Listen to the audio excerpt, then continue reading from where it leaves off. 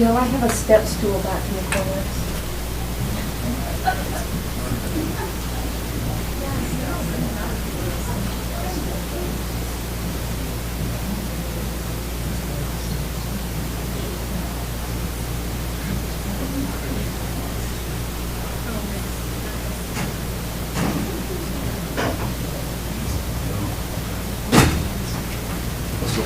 It's going pretty good.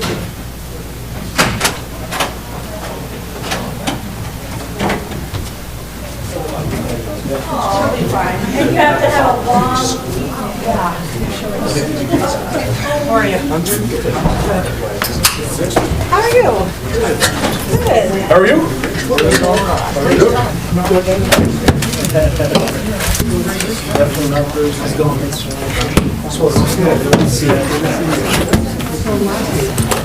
I'll stall.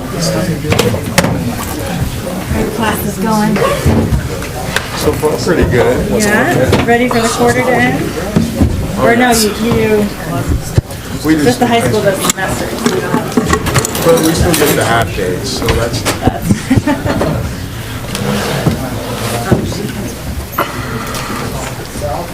Very nice.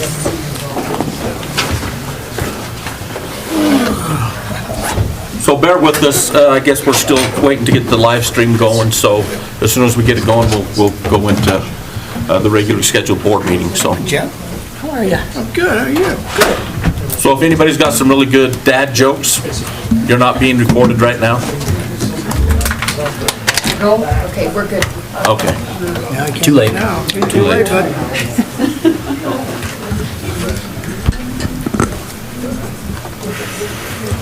Alrighty, it is 6:06, and I need to call to order the Union County School District Number 1 Board of Trustees School Board meeting, and I need a motion to go into said meeting.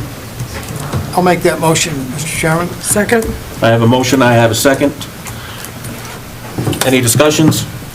All in favor say aye. Aye. Any opposed? Ayes have it. Please join me for the national, no, I was going to say national, pledge allegiance. I ain't singing. I pledge allegiance to the flag of the United States of America and to the republic for which it stands, one nation, under God, indivisible, with liberty and justice for all. Thank you.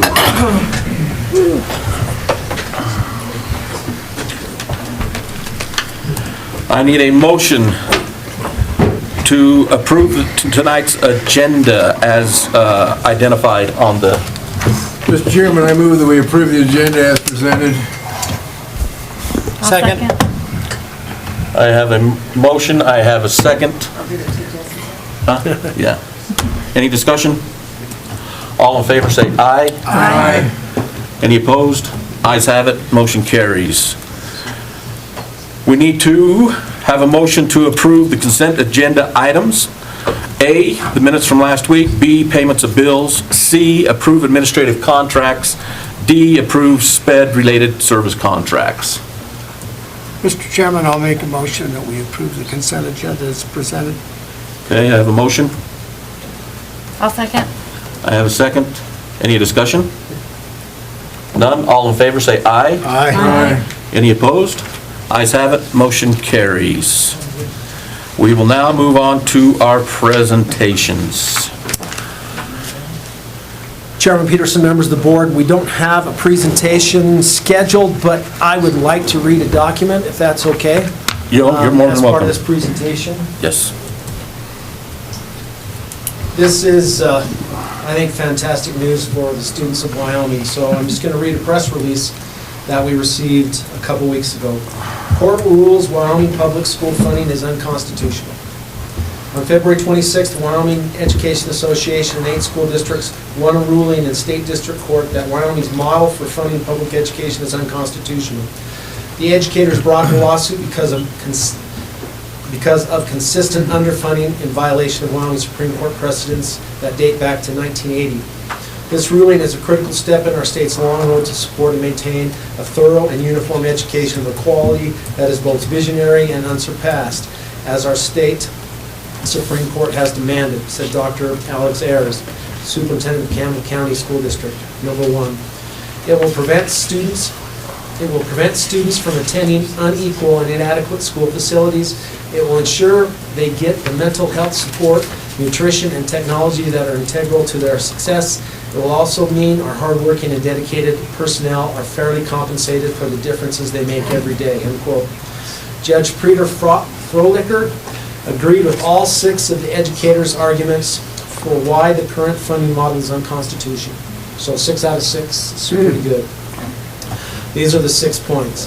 The state has not properly funded the actual cost to provide quality educational goods and services. 2, the funding model has not been properly adjusted for inflation. 3, the state has not provided salaries adequate to recruit and retain personnel. 4, the state has not properly funded mental health counselors, school resource officers, nutritional programs, and computers.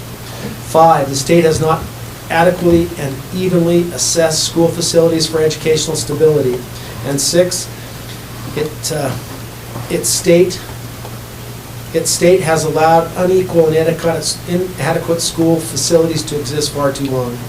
The court ordered the state to modify its funding model to remedy the constitutional violations, saying it will maintain jurisdiction over the case until that occurs. The 8 school districts were represented by Kelly Pearson of Parker, Poe, Adams, and Bernstein. So you guys are aware that we were one of those 8 school districts. And so my hat's off to the board for the forethought to take on this fight for every student in Wyoming. I think it's excellent news, but we still have a dog in the fight. We still have to go through recalibration and make these rulings happen. Recalibration will start in April. Good news is Senator Schuler is on the recalibration committee. We were hoping she'd be chair, but she's not chair. But it's good news. We do have a friendly face, someone we can talk to on that committee. This could have far-reaching impacts for education in our state for the next 25 years. 25 years ago was the last Campbell case that our district also participated in. And so hopefully every 25 years it'll be worth it to go through these. So we still have a fight on our hands, but I think this is great news. Have not heard yet if it'll be appealed to the Supreme Court. There is some discussion that for the state to appeal it, it'll be very challenging based on the criteria that the Supreme Court uses to determine the cases it hears. Number 1 is all constitutional issues have to be solved before it can be appealed. And there's no way that any of these issues will be solved before recalibration in April. So it was a victory all around. I believe it was well worth the investment. You've probably heard, and we'll get to this, the legislative session did reallocate what was originally proposed for cost of living adjustments the very last day after this came out, and it was clear that when it was brought as an amendment, that the individual at the podium mentioned the lawsuit and that we needed to get one. So good news for all of us, and like I said, hats off to the board for your willingness to take on that fight.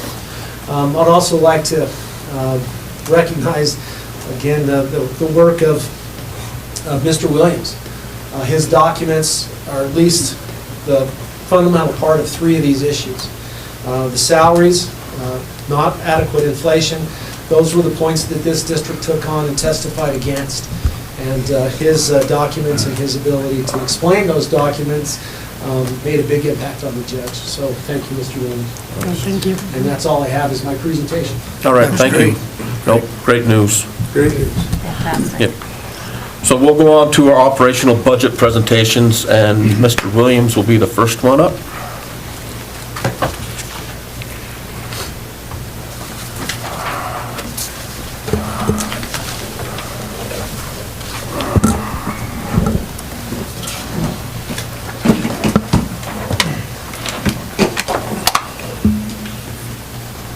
See if this talks to each other.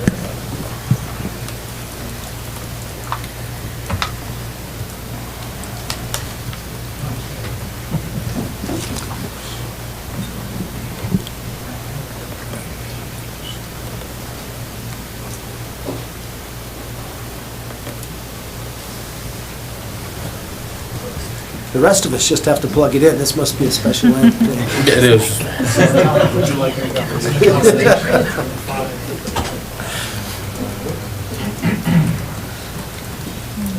There she goes. There we go. I had it. Yeah. Just had to warm up. I saw something interesting. So Chairman Peterson, members of the board, thank you for this opportunity to come before you.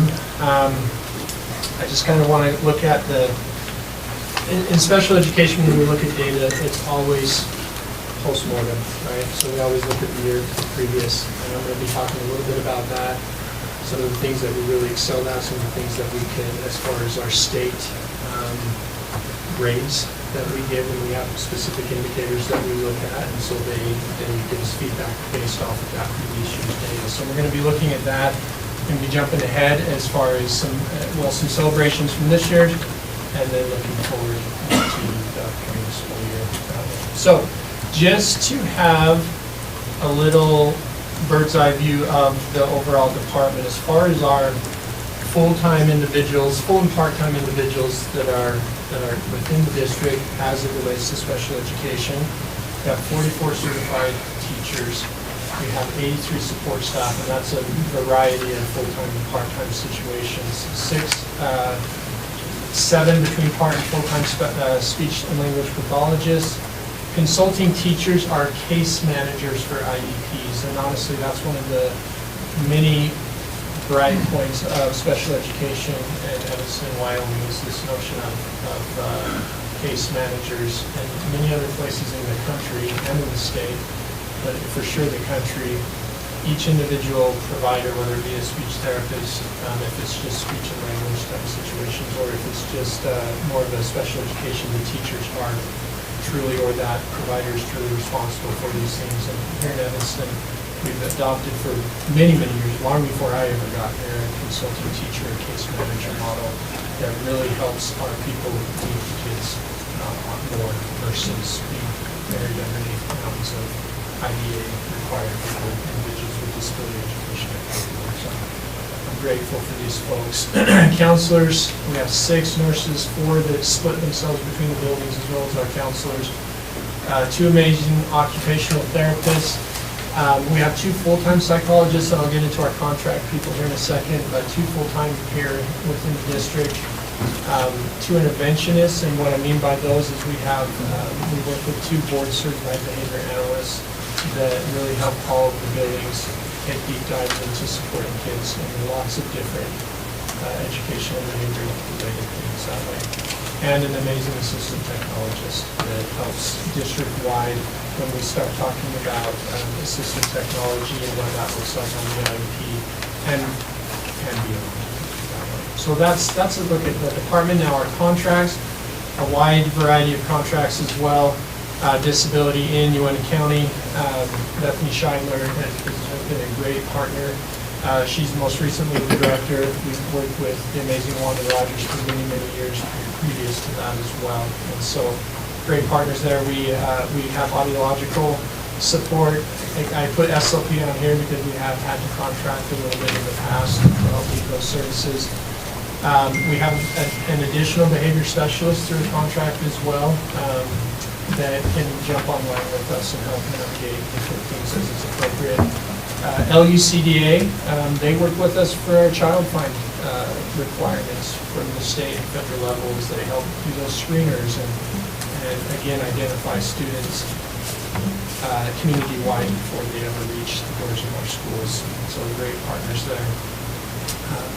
We work with a psychologist as needed when we need a bilingual psychologist, and so we have him on standby. Deaf education support, orientation and mobility, navigating your surroundings if you do have those perceptual or visual situations that we need help with.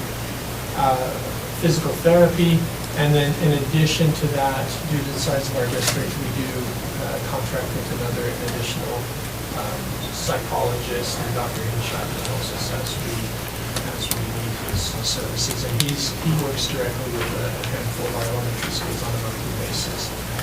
So when we talk about our measure of effectiveness and we look at the indicators that the state navigates us through, the areas that we met, and again, this is 23-24 data. We're currently in the midst of building this information that we won't get until next year. So it is what it is. But I'm pretty darn proud of our folks, our professionals, and our kids in these areas. So participation of children with disabilities on statewide assessments, the target. There's 2 different assessments. You can take the Y-top or the Y-alt. No matter what, every student has to have access to an assessment, and our kids all have access to it. Proficiency rates, okay, it's a big deal, and the state gives us percentages that they'd like to see us meet as a special education department. As you can see, our fourth grade reading and math, our seventh and eighth grade reading and math, our ninth and 10th grade math, and then on the alt assessment, our fourth grade alt assessment reading and math, and our ninth through 10th graders alt reading all hit those state marks that they require of us. Another is the suspension and expulsion rates. So are we lopsided? Or for whatever reason do our processes target students with disabilities, and we do not, based on all of that data from suspension and expulsions. LRE, this is acronym soup, so if I forget to say one, just call me out on it and I'll jump in. I know it's Mr. Bennett's favorites. I might just throw a few I made up. Keep us on our back there. We'll get creative I here. assume you know what they are. I think the vast majority are. LRE is least restrictive environment, and there's a continuum of services. The most least that works is the general education classroom. The very most restrictive environment, and it depends on the camp you're in, but it could be jail, it could be homebound because you're not with your peers. And then in between that, there's a whole continuum. So when we look at least restrictive environment, they critique us on students with IEPs being inside the regular classroom 80% or more of the day, and we hit that standard. And that's a really good thing, because that means that in addition to maybe pull-out support, we are supporting many of our students in that general education setting with their IEP services and accommodations that way. Now, on the flip side of that, students with IEPs are inside the regular classroom less than 40%. So we have students that need to be, that need a lot of support for lots of different reasons. But we don't want, we want to make sure that we're not over-identifying those students that need that much more time out of the general ed setting. And so we met that the kids that are in, we don't have these huge numbers of kids that are being pulled out in an enormous amount of time. Disproportionate representation overall. So again, whether it's race or disability category, well, it won't be disability category, but mostly just race and ethnicity. Are we over-identifying? And the answer to that was no. A big one, and it's kind of near and dear to my heart, this is what I spent a lot of my career doing before I jumped into this, was transition planning on IEPs. So every student at least 16 needs to have a transition part of their IEP. Our elementary counterparts never even see this part of the IEP. It's not relevant to that kid, but once they start getting at that 15, 16, we're focusing on how does the IEP help your student transition into the world of work, or the world of post-secondary life, whatever that might be. It could be employment, it could be post-secondary education, it doesn't necessarily mean college, it could be vocational training, whatever the case is. And we met the three components, the two of the three components of that. The one that we didn't meet was, well, let me back up. So the three components are they attending a college, or are they gainfully employed, or are they both? Okay. And so our students that come back, and we make a call a year after they graduate, my high school team's on the phone with them in June, trying to call all of our kids that have graduated and say, hey, what are you doing, right? We'll talk to anybody, we just need to try to figure out what you're doing. And most of the times we get a hold of the students themselves. We could resource this out to a phone company that makes these calls. Nobody trusts when you get a random call anymore, or maybe ever. But, so our teachers call them. And what we found is that the vast majority of them, like, I could be wrong, but 80+%, I believe it's in the 80s, are employed. And they're making a living. Far less of them are enrolled in a post-secondary education. In addition to that, though, we look at that combined, and that still is up a high number due to these kids, students are out working, and that's a really positive thing. The last one on there that I'm really proud of is parent involvement. And what that is measured against is we give a survey, we try to give a survey right after the meeting, or we send it home with parents. And we try to get an understanding based on that survey that the state gives us. It's nothing that I made. Do you feel like you have a voice at the table? Do you feel like you have meaningful participation? And we met that state target as well. What I will continue and ever continue to work on is to get more and more of that data. Some parents fill it out, some don't.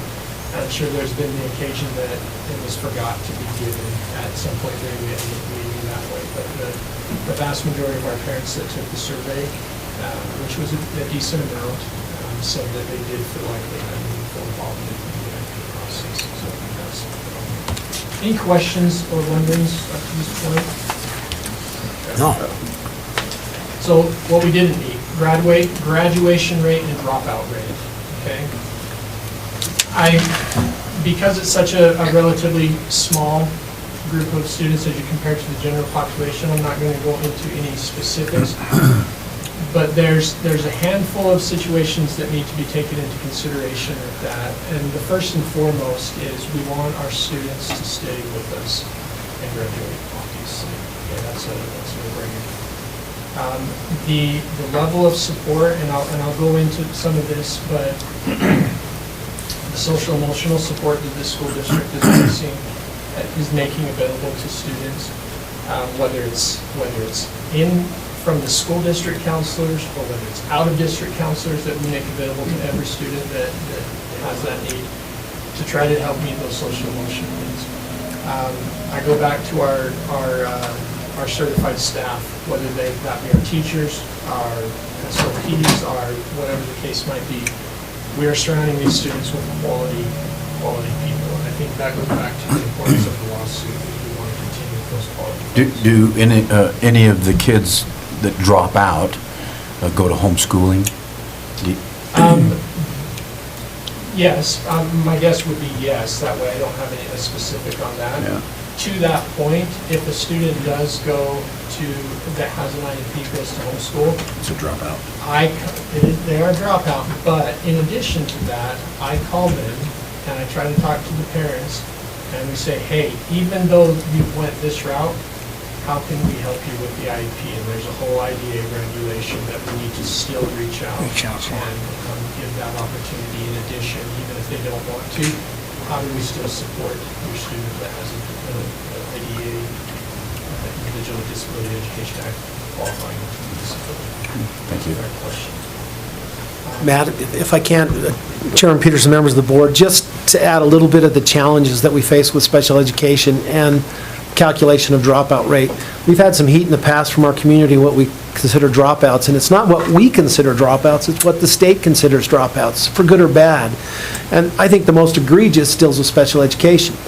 If you do not graduate with your cohort, so you have 4 years, you're considered a dropout. Even if you have an IEP and you stay at the high school for 2 more years, because we can keep them until they're 21. They're considered non-completers, and there's nothing we can do about it. That's not our calculation, that's the state. So this is just an additional challenge with our special ed population. And I think that needs to be the message. We do everything we can to get them to that completion, but there are some kids that just won't make it. And our goal still is to do that, but they need to be in there that 19th, 20th, and 21st year to provide as much service as we can provide them. So hopefully I didn't cut you, Matt, but No, thank you. and it is, I've been in special education for 21 years. It's the stupidest, and I'll be happy to go on record saying that technical term, it's the stupidest thing that's part of IDEA is that a student has the legal right to stay in school until they're through their 21st birthday, depending on where their birthday lands, possibly further, and still be addressing state alternative standards, but yet still in that situation. It's pretty stupid. It's beyond stupid. It's Egregious. egregious. But it is how the law reads from those levels. So I do feel like we wrap our kids around with a lot of supports. And we always want to continue to work on our graduation rates and our dropout rates. So we need to make sure that evaluations, regardless of the circumstances, are done in a timely manner. There are very specific dates that need to be met, And given various situations with students moving in or students that need support beyond what the district can provide, that complicate things greatly, but we need to nonstop make sure that those things are being addressed and being done in a timely manner. When I put on post-secondary outcomes, again, that was a big celebration, but how do we utilize our resources differently to help students go to some sort of post-secondary education? It's not just traditional college, nor should it be. There's a lot of vocational training components out there that kids need to get access to, and we will continue to strive to do that. And then why talk proficiency? There was a couple grade levels that didn't quite make that proficiency cut off. And what I can say to that is as we're navigating through that, is the work of our PLCs, which are special education individuals, are very integral parts of the PLC groups, whether it's grade level PLCs or content level PLCs, grade level more at your elementary and middle school, content PLCs at your high school, is how are we addressing those needs? And again, at a different time when we're not a little bit more time crunch, there's a lot of phenomenal things that I'll touch on briefly that we're doing to train our teachers with more this art, science, and reading. How are we putting more and intense writing tools in teachers' hands? And just the calculation overall of the IEP all the time. When I chat with parents and teams, one thing I share with them, there is no promise that what an IEP is, how it's written, guarantees that it's going to quote unquote work. And we don't fix kids, by the way. Kids don't need to be fixed. But there's no guarantee that this is going to work. But what the guarantee is, that we're going to sit down, we're going to look at the data, and we're going to adjust as the data shows us and as we continue to learn more.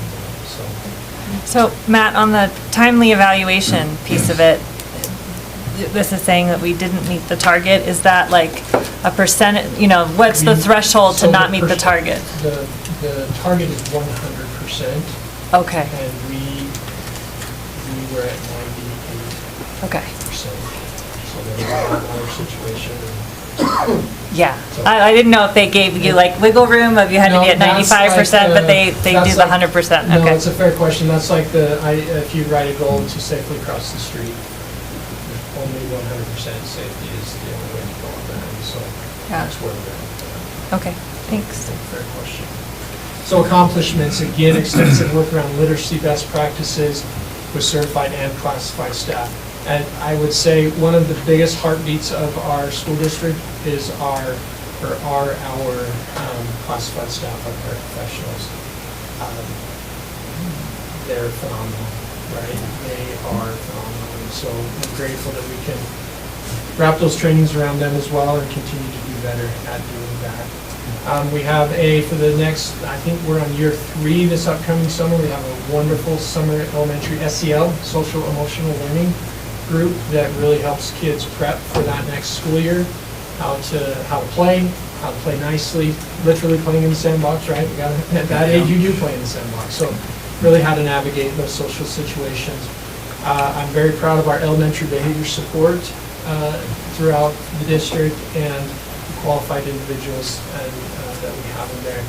I touched on this really briefly, but that mental health support. Every student in the school district, as it is right now, has access to teletherapy if it's appropriate, and the referral goes through. And it's built into every single building within the school district, so it doesn't have to go outside of our buildings. We can get them in and support them while they're at school. Again, if the referral is justified and if the parents are on board, we can't do anything without parent support that way, nor would we. In addition to that piece, we could spend the rest of the night talking about the network of support that our Project Aware grant offers to this community of learners here in the district. In addition to that, we have a program called Care Solace that is statewide, which allows any individual, any student, any family member of a student living within the household, or any employee to utilize Care Solace and reach out for mental health support, to find a provider, whether they're local, which they look for local first, or go beyond that with teletherapy. They'll help set up the appointment, they'll help you navigate insurance or the lack of insurance. They'll set up, once that's done, they set up the appointment. They call and check on them to see if the appointment went well. If it didn't, why not? Can we get you another provider somewhere else? And follow up on that. And so it's a nice resource for folks that they have opportunity to use. And again, that is statewide, so that's a really good thing. All of our teams utilizing the IEP process to ensure that least restrictive environment. That's one of the main purposes of the IEP, because we want kids in their least restrictive learning environment. So that looks like compliance support, our data support and training. And then again, a huge shout out to our consulting teachers for taking various training components of the IEP and sharing that with their teams on a monthly basis. Our team teaching supports. We have supported classrooms where we have general education, special education teachers working together in that classroom on lots of different levels. We have a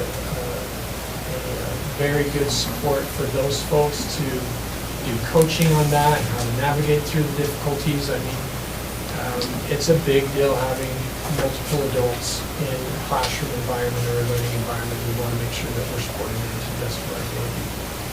And then ultimately, our staff, our certified staff, they're the key. They're our number one best practice intervention is the quality people that we have in front of kids. They support one another, push each other, they love kids, and they move mountains every day.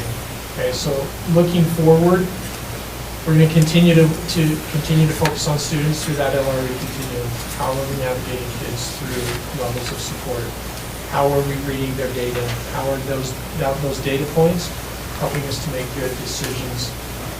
Timely completion of evaluations, ongoing behavior support at all levels. Specially designed instruction is a big deal, and that's what makes special education special, is if you need support in reading, writing, math, speech and language, whatever it is, then you must need specially designed instruction. That's what qualifies you for, in part, for special education. And so that's a big deal to keep navigating through that. We're going to continue with the PLC collaboration piece, continue with district-wide elementary behavior support classrooms, and make sure those folks are equipped in helping students appropriately. Standards-based IEP goals and thinking. In a nutshell, what that means is we want every kid learning at grade level, right? Some kids, for lots of different reasons, as they're identified as whether it's a learning disability or some other type of IDEA disability, those standards need to be where we're navigating kids. I think of it as a ladder, and they may need specific support at a various rung on the ladder, but that ladder is navigating them to standards-based learning. And so are our goals aligning to helping kids achieve those standards. And then, the family is the key, right? At all levels. They cannot be taken out of the equation, nor is it legal to take them out of the equation, but families are the key. How to help support families through the IEP process to the best of our ability. I love special education. I love supporting kids. Education in general, special education, just for the sake of my job. I liken it unto a brain surgeon, and I think brain surgeons have a super easy job compared to an educator. Brain surgeons get a cut in, they get a scan, they get a whatever else brain surgeons do. We don't have that luxury, but we do have the opportunity to sit in front of kids every day, do our very best with assessments, do our very best with data. Reserve the right to have better thinking tomorrow than we do today, and it's a great job. It's a tough job, but I just have to hand it to our employees. General education as well, because they work hand in hand with our special educators to ensure the highest quality of education. So that's what I got. If anybody has any questions, I'd be happy to. I did, but kind of popped up to begin with. What percentage of our student body is receiving IEPs or special education right now? Right now, we're at about 19%. About 19%, so that's, Nationwide is a little high, depends on where you're looking. But when you look at, is it too high, is it too low? Well, I put a lot of confidence and trust in our various teams, and when we talked about these people, Yeah. these people, they're the ones navigating through those decisions every day, so about 19%. Chairman Peterson, if I may, I think that's an upward trend nationally. I think we're going to see 19 as a low mark in the future. and that was my point, Close right? future, It just seemed like, it just seems to be growing a little bit, and I just don't know if it is the recognition of the need for some special education that wasn't recognized in years past, you know, on the evaluation side of kids and disabilities, that something shows a little more, or, Unintended positive consequence of getting better and better at understanding where kids are at in their learning continuum. You might find some stuff that you didn't realize was there previous in years past. We have a lot of students that move in, whether it's from out of state or out of district at least, that they have to, there's a process, but we look at those, that we have to look at those as well to determine how to navigate them through. So it's move-ins, our students that we have here, so. I think COVID as well made a Oh, huge yeah. need for speech and language learning, right, especially the elementary level. We've seen a big increase they could have in very, numbers very there. well. Yeah, COVID's the word that shall not be used. Blame for everything. You're absolutely right. So, Mr. Williams, you did a great job. And so I have kind of a two-pronged question. What is it that you're most proud of or most excited about? And then what, on the other hand, what are you most frustrated about? You know, most proud of, I sincerely appreciate walking into a classroom and seeing our teachers, lots of different providers, speech therapists, occupational therapists, vision, mobility, hand in hand, nailing down with a kid or a group of students navigating them through. I think that's where the magic is. Most frustrated with, oh geez. On a federal level, our government needs to get their act together and reauthorize special, or IDEA. It hasn't been done since 2004, so we're working on 20 years, 21 years, so Yeah. since they've reauthorized it and recalibrated it on based ordered the way through the 21st century. So I think that's a critical thing. I think that has a big effect to everyday interactions in the classroom as well. So, Trustee Wheeler, if I may, one of the things I'm proud of is, as a board, you guys know that in the years past, relatively short past, we had a lot of concerns about behavior, and the work that this district's done with behavior in our elementaries and middle schools and high schools is commendable, and you've supported everything we've brought to you to help our teachers in the classroom, because behavior's not getting easier. It's actually the opposite. it's gonna be. But Matt has done a great job and his staff in terms of these elementary behaviors and doing everything we can to modify that behavior. So that's what I'm really proud of. And hopefully you don't hear as many concerns and complaints about behavior as we did 2 or 3 years ago. Yeah, great. behind every behavior situation is a phenomenal thing, and we got some really good supports trying to help families figure that out. So, thank you. Yes, thank you. Okay, thank you guys. Great job. Thank you.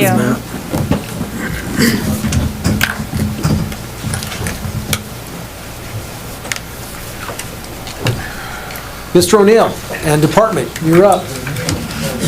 I think there's room for your whole department up here. Yeah, yep.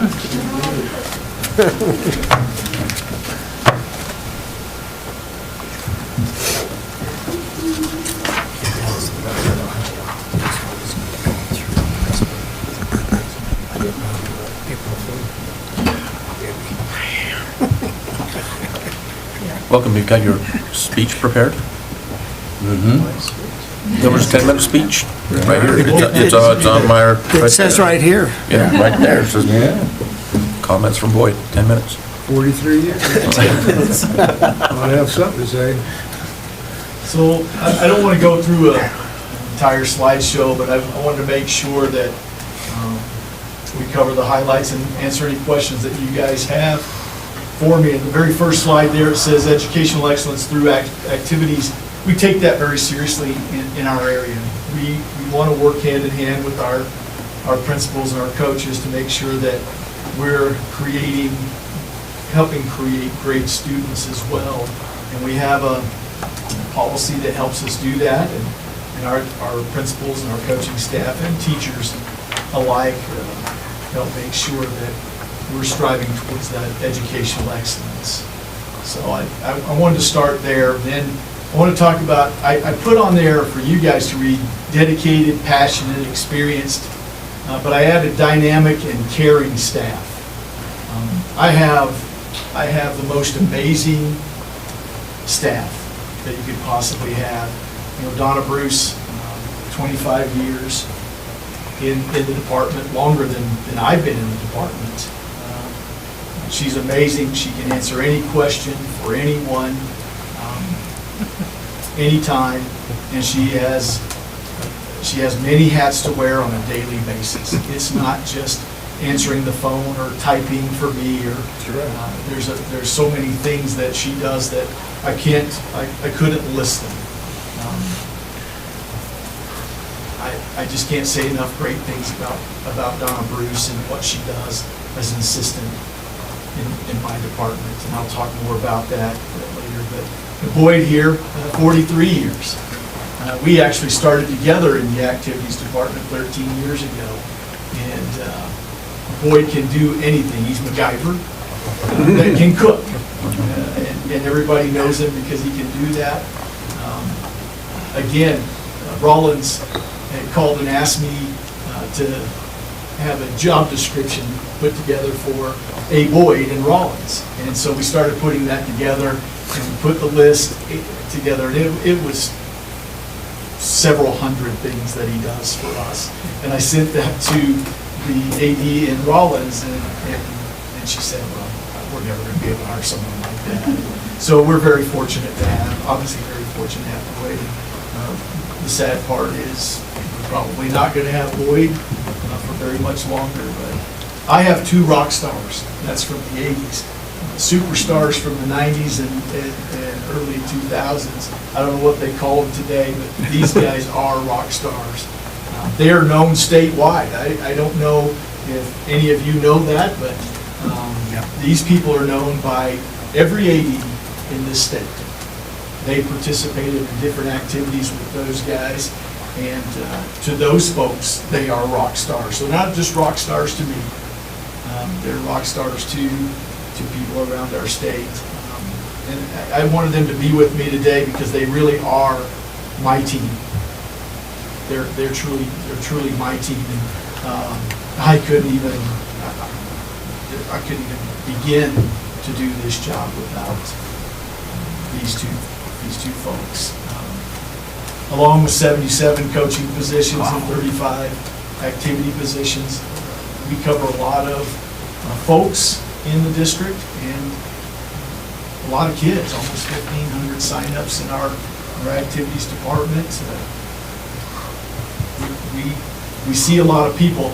Unlike Mr. Williams, I don't have to send out a survey to parents and ask them how we're doing, because I get told on a regular basis I'm doing a terrible job. So we know how we're doing.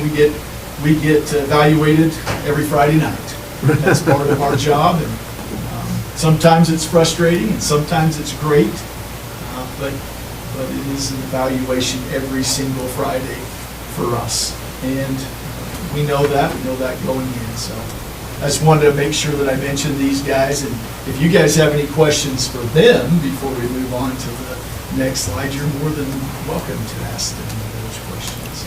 I don't have a question, but I just want to thank Boyd for 43 years. And I did not know Boyd Child before I was on the board, but I've had the privilege of getting to know Boyd and consider him a good friend, and just really admire all the things that he did, even when he hit his phone and deflated the dome, you know. But congratulations on your next move, and you'll be missed. I have to say, I'm going to miss you guys, or you, and I would like to compliment Boyd and Donna also. I've worked with them for many years. And Boyd would start my day out at 5:30 in the morning with a, I don't know, a joke or a get mad at me or just a good friend. And he started my day every day like that. I think the coolest part about having them on staff is they challenge me. They if I say, let's do this, they'll come back and say, no, it's not going to work. Let's try it this way. And I do like that. I like that about them. I like the challenge. And they're neither one of them yes people. They are often involved in the decision-making process, and I appreciate that very much from those guys. Measure of effectiveness, I put these up there. 750 events each year fall under the activity umbrella, from school pictures to Friday night lights. And we got a kick out of Doge, where they sent out the email that you have to put down 5 things that you do from the week before. We laugh about that. 5 things, how about 5,000 things from the week before? And that became a big deal nationally, and I was thinking, man, if you can't write down 5 things that you did from the week before, something's not right in your work world. But in ours, it's many things, and most of the time it's events, setting up events, getting kids to events, finding places for them to stay, and all of that. And we don't claim to be perfect, but we strive to be better every day. Like I said, we get plenty of advice on how to do our jobs better, and we do take those things and try to be better in some of those areas. Our coaches, sponsors, and activity are professional, qualified, and caring. I don't want to read this because you can read, but I would say this is the best coaching staff that I've had since I've been the AD. They are fantastic. I know they take a lot of abuse just like us. We get evaluated every Friday. They get evaluated every Friday, and someone always has advice for us. Coach Backer used to have a saying, anyone that's dribbled a basketball can coach a team. That's not true. It's a very difficult job. As much like these guys in their jobs, those coaches wear many different hats. I was thinking about what I could say to explain this job. This job is not one that's done by a single person. This job is done by having many people be involved, from the principals that sit in the back of this room, to the transportation department, special education. Mr. Williams did a wonderful thing this winter that I can never repay him for doing, and that stays between he and I, but a pretty amazing job he does. But I could go right down the list to every person sitting in this room and out there. The commercial where the guy steps up and he's got all these people surrounding him. He's got his different people that do different jobs for him. That's really what I have. In my area, Mr. Thomas makes fun of me all the time about my big staff. We really have a big staff. We work with a lot of different people. We can't work without everyone's involvement. So I just wanted to get that out there. And again, you guys don't need to have me read any of this, but we do many things in our department, and it's not one single thing on any given day that what's great about the job. It's different every single day. Making the most of what you provide us, we are appreciative. Don't say that enough. I can't say enough about the football stadium. I can't say enough about the 2 domes. They're not perfect in any way, shape, or form, and I gripe about them. I wish there were some things that we could do differently.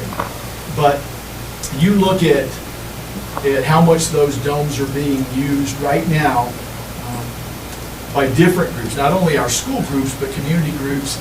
They are used, and they benefit nearly every single kid. in our high school. So an amazing thing. Right now, our soccer teams are practicing on a clean field for the first time that I could ever remember. And that would not happen if we did not have Key Fackrell Stadium and that turf that you guys gave us. So it is amazing what you give us, what you provide us. Is it ever enough? It's never going to be enough, and I'm just going to be honest. It's never enough. We can do more and more and more. But there is a limit, and I hate asking all the time for more and more money. We can make it work with what we have. So we want to make the most of what you provide us and try not to ask for more. Although I am going to ask for more tonight. Yes, you are. Something I can't handle.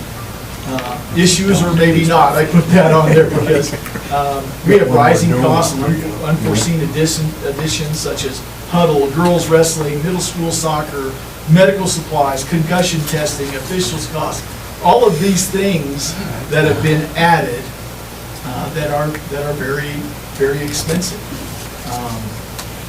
I don't know if those are issues or not. I know they're more expensive and it's getting more difficult to cover all of those costs. But we try to do the best we can, and sometimes we have to come and ask. And tonight I'm going to ask for shot clocks. It's required of us next year, and they're way out of my budget. There's no way I can provide the funding to take care of that budget I have. Almost $7,000 a piece for the clocks themselves, and it's probably going to be close to $2,000 a piece to have them wired in. So,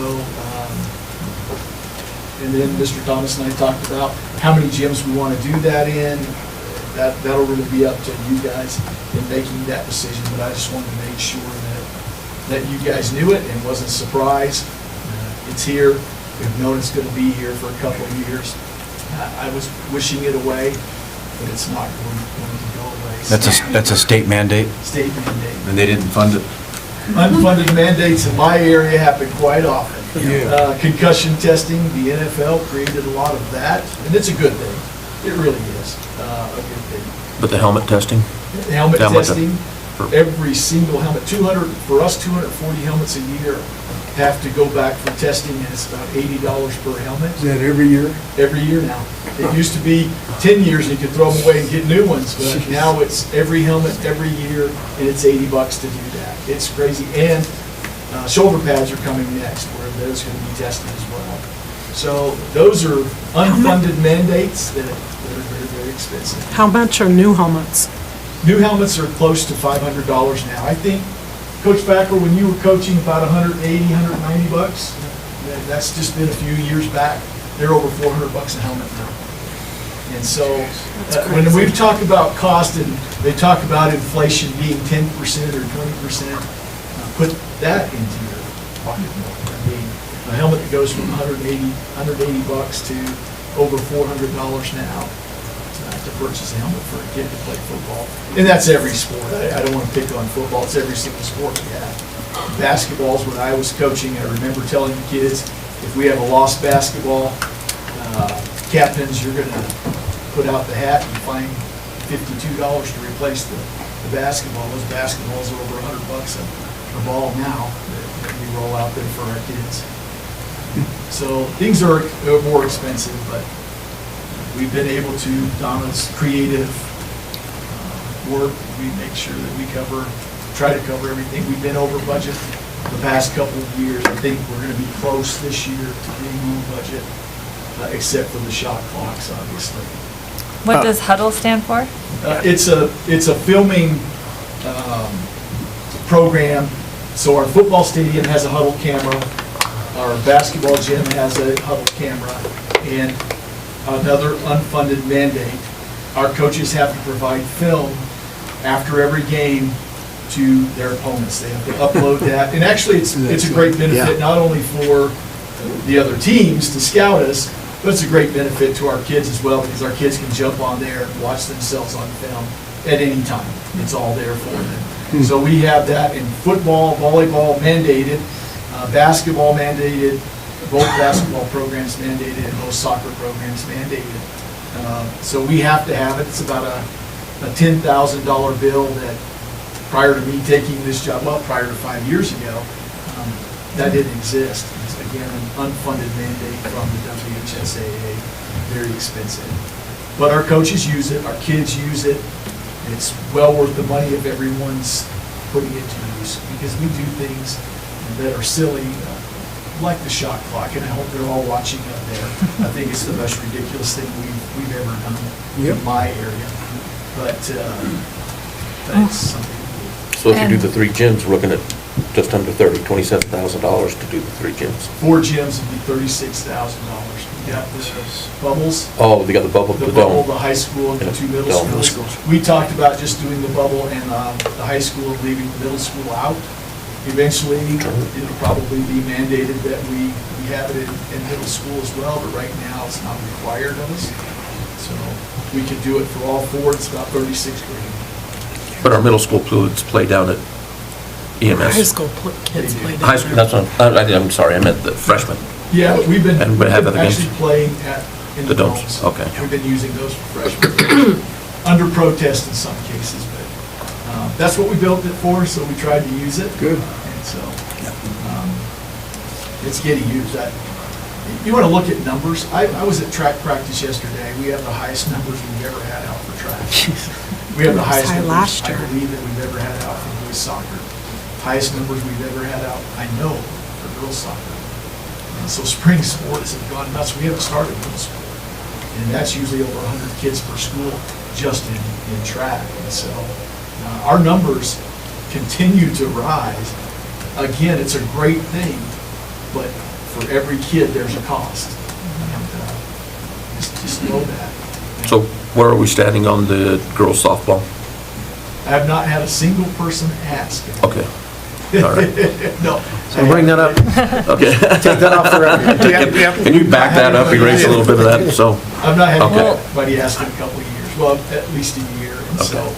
so, we do have middle school soccer coming. We added middle school wrestling this year. Girls.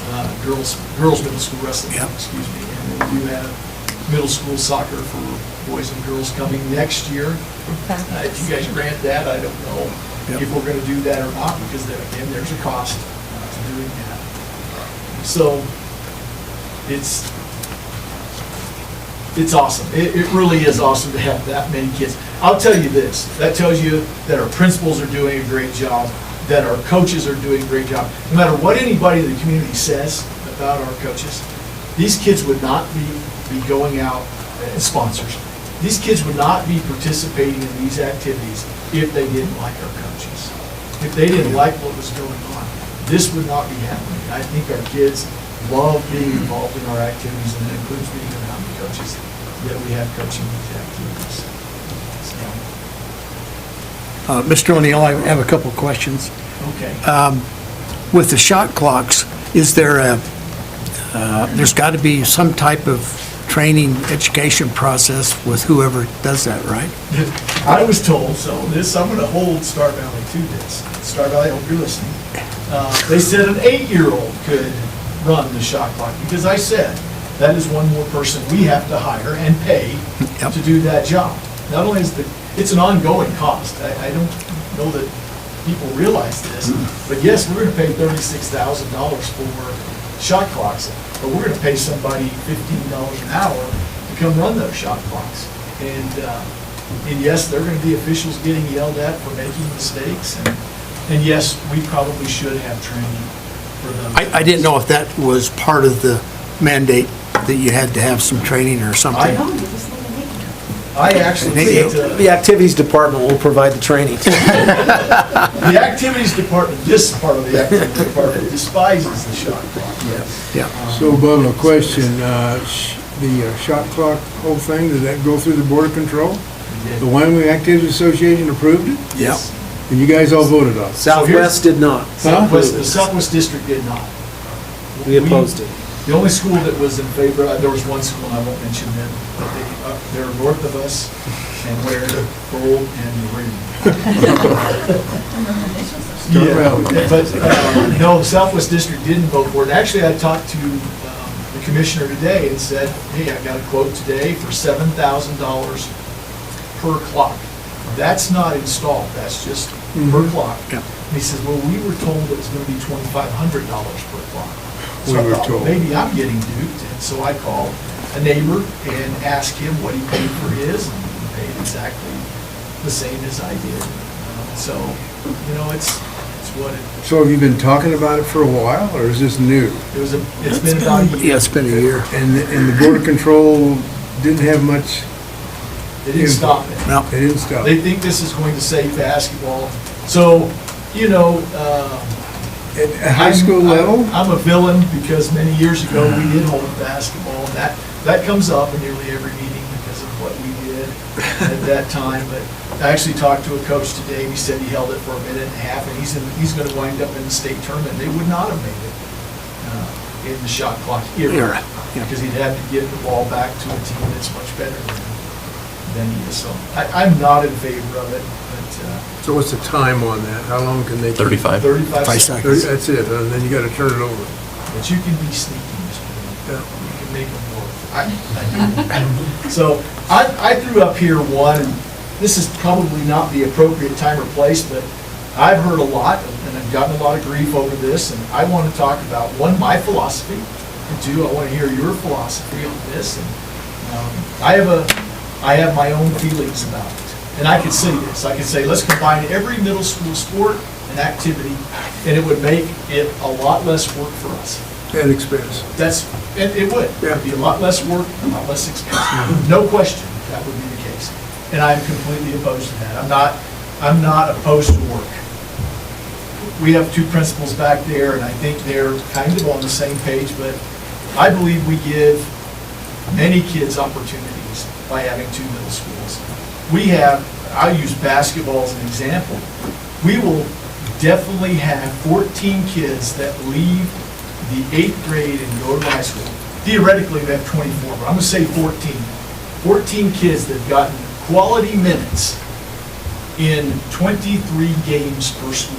So 46 basketball games, 14 kids have gotten quality minutes in basketball this year alone. I had a parent come to me and they said, I want to transfer my kid from Davis to EMS because they have a better basketball team. That's great. I understand that. But I help her understand that her son can be the 8th man at EMS or be the best player at Davis. Yeah. If you're the best player at Davis, you're getting all of these quality minutes. You're guarding the best players, getting guarded by the best players. You may not win a game, but you're getting quality minutes, and you get a chance at working on your skills.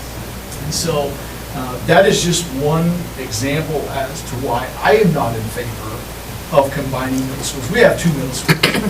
What a great thing. Let's keep it that way, two middle schools.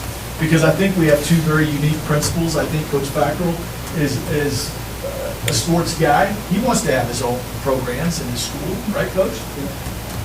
And Mr. O'Driscoll, sports background, he wants to have his own teams, and I think that gives this, because here's the question you have to answer: where's the team practice? So if you choose to combine a team, which school's going to be? School do they go to? So somebody's going to have to get on a bus. Bus, So yeah. you're going to answer the phone calls as to why my kid has to get on a bus instead of the other kid not having to get on a bus. That's my opinion. That's how I feel.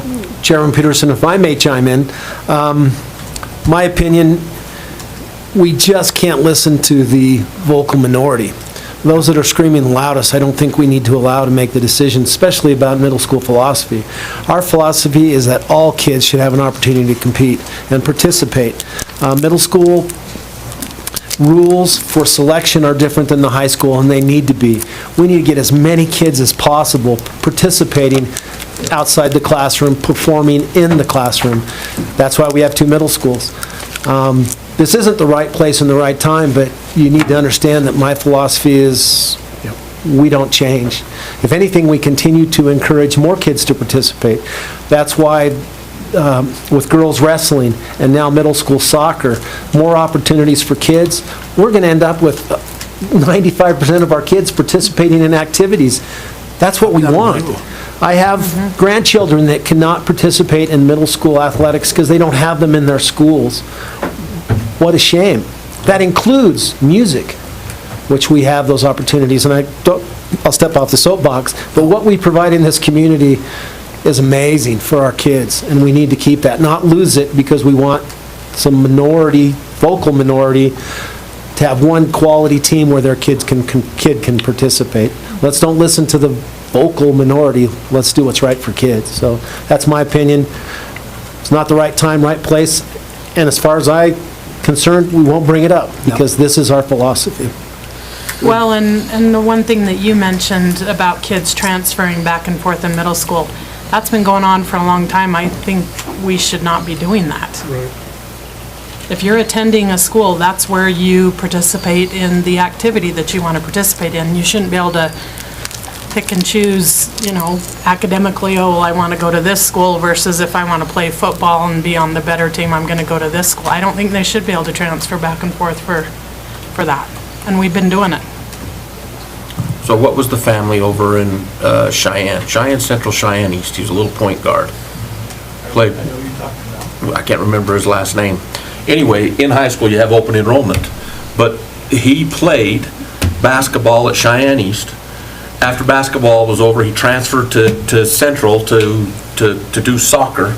And then he played football back over at Cheyenne East. At Central, he went Central, Cheyenne East, back to Central because of the programs that he wanted to be involved with. You see the kid that started out in Rock Springs?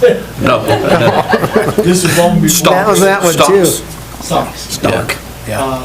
The WHSA has pretty good I know. control over I know. those Yeah. transfers now, and things were a little different. They're still going on. Mr. Peterson, you sent an email out about NIL. So that, I was going to ask you, we are going to discuss that during roundtable. So I don't want to discuss that right now. We won't dive into that, but I would like for you to stay around when we get into the roundtable to address some of this. So you can't leave. Yeah, did you have dinner? I've got some chips. Well, I just want to say thank you to all of you, because you do provide us a great deal. Sometimes it may seem like we don't appreciate it. I know our staff appreciates it. I know Boyd appreciates the stadium and Boyd's bunker and all that, so we do appreciate it. Yeah, for going back to the middle school philosophy, I totally support having as many kids participate as possible. So what is the feasibility of maybe even adding B teams so that we can have even more kids do some of these high popular, high demand sports like basketball? We did that. So you can answer this, but about 10 years ago, we tried it. We did that. Okay. And the first year, we had 1 million kids out, and the next year, we had none. The other thing is, we try to be a good partner in the rec center. If we provide those things, then they don't go to the rec center and participate in their activities. That's one side of it. We also had this, we had, I think, almost 60 volleyball players in EMS alone. The first year we had B teams, there's no room for them. That's right. So what we wind up doing is saying, okay, we're gonna have a morning practice and an evening practice. And then it became, well, who gets to practice in the morning, who gets to practice in the evening? And then the next year, we didn't have to worry about it because we saw diminishing numbers very quickly, because it became a social event instead of a competition group. It's not rec center, it's, even in the middle school, it's still competition. We have expectations. It's not just, okay, we're gonna go and chatter in the back row, because I know his wife is one of our coaches, and she would not tolerate that. That would be very difficult for her coaches as well. It becomes more of a social event. And it is somewhat now, but our coaches have high expectations. And I will tell you this, not opposed to B teams, that's not a true statement either. I just think we need to look at and see the benefits of having those, whether or not we're gonna get what we want out of it, right? Being at practice every day, being on time, doing well in the classroom. It becomes a nightmare for the coaches to chase those kids around, because you're not gonna have 60 kids that have the, I'm going to focus and compete and do the things that coaches and our principals ask them to do. So those are things that we have to look at and evaluate over time. Okay. I will do anything that I'm told to do. I'm a yes man. I'm also a team player. I grew up here. I graduated from high school here. I student taught here. I've taught here 35 years. I coached for 23 years. I've been around a long time. B teams have gone in and out. Yep. And I guess it's a philosophy that you guys will have to discuss and tell me what you want, because I'm willing to do it if it works. So right now, Laramie, my sister-in-law coaches in Laramie at the middle school level, and they have A, B, C, and C is everybody else. So, right, so the A team has 12, the B team has 12, and then there's 30 kids on the C team.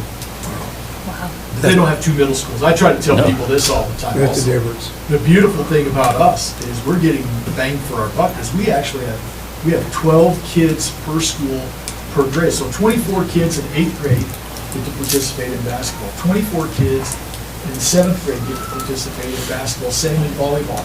We have 120 kids out in EMS track and 120 kids out in DMS track. So we have participation sports, and they are highly competitive. They do an excellent job. We have great kids running track.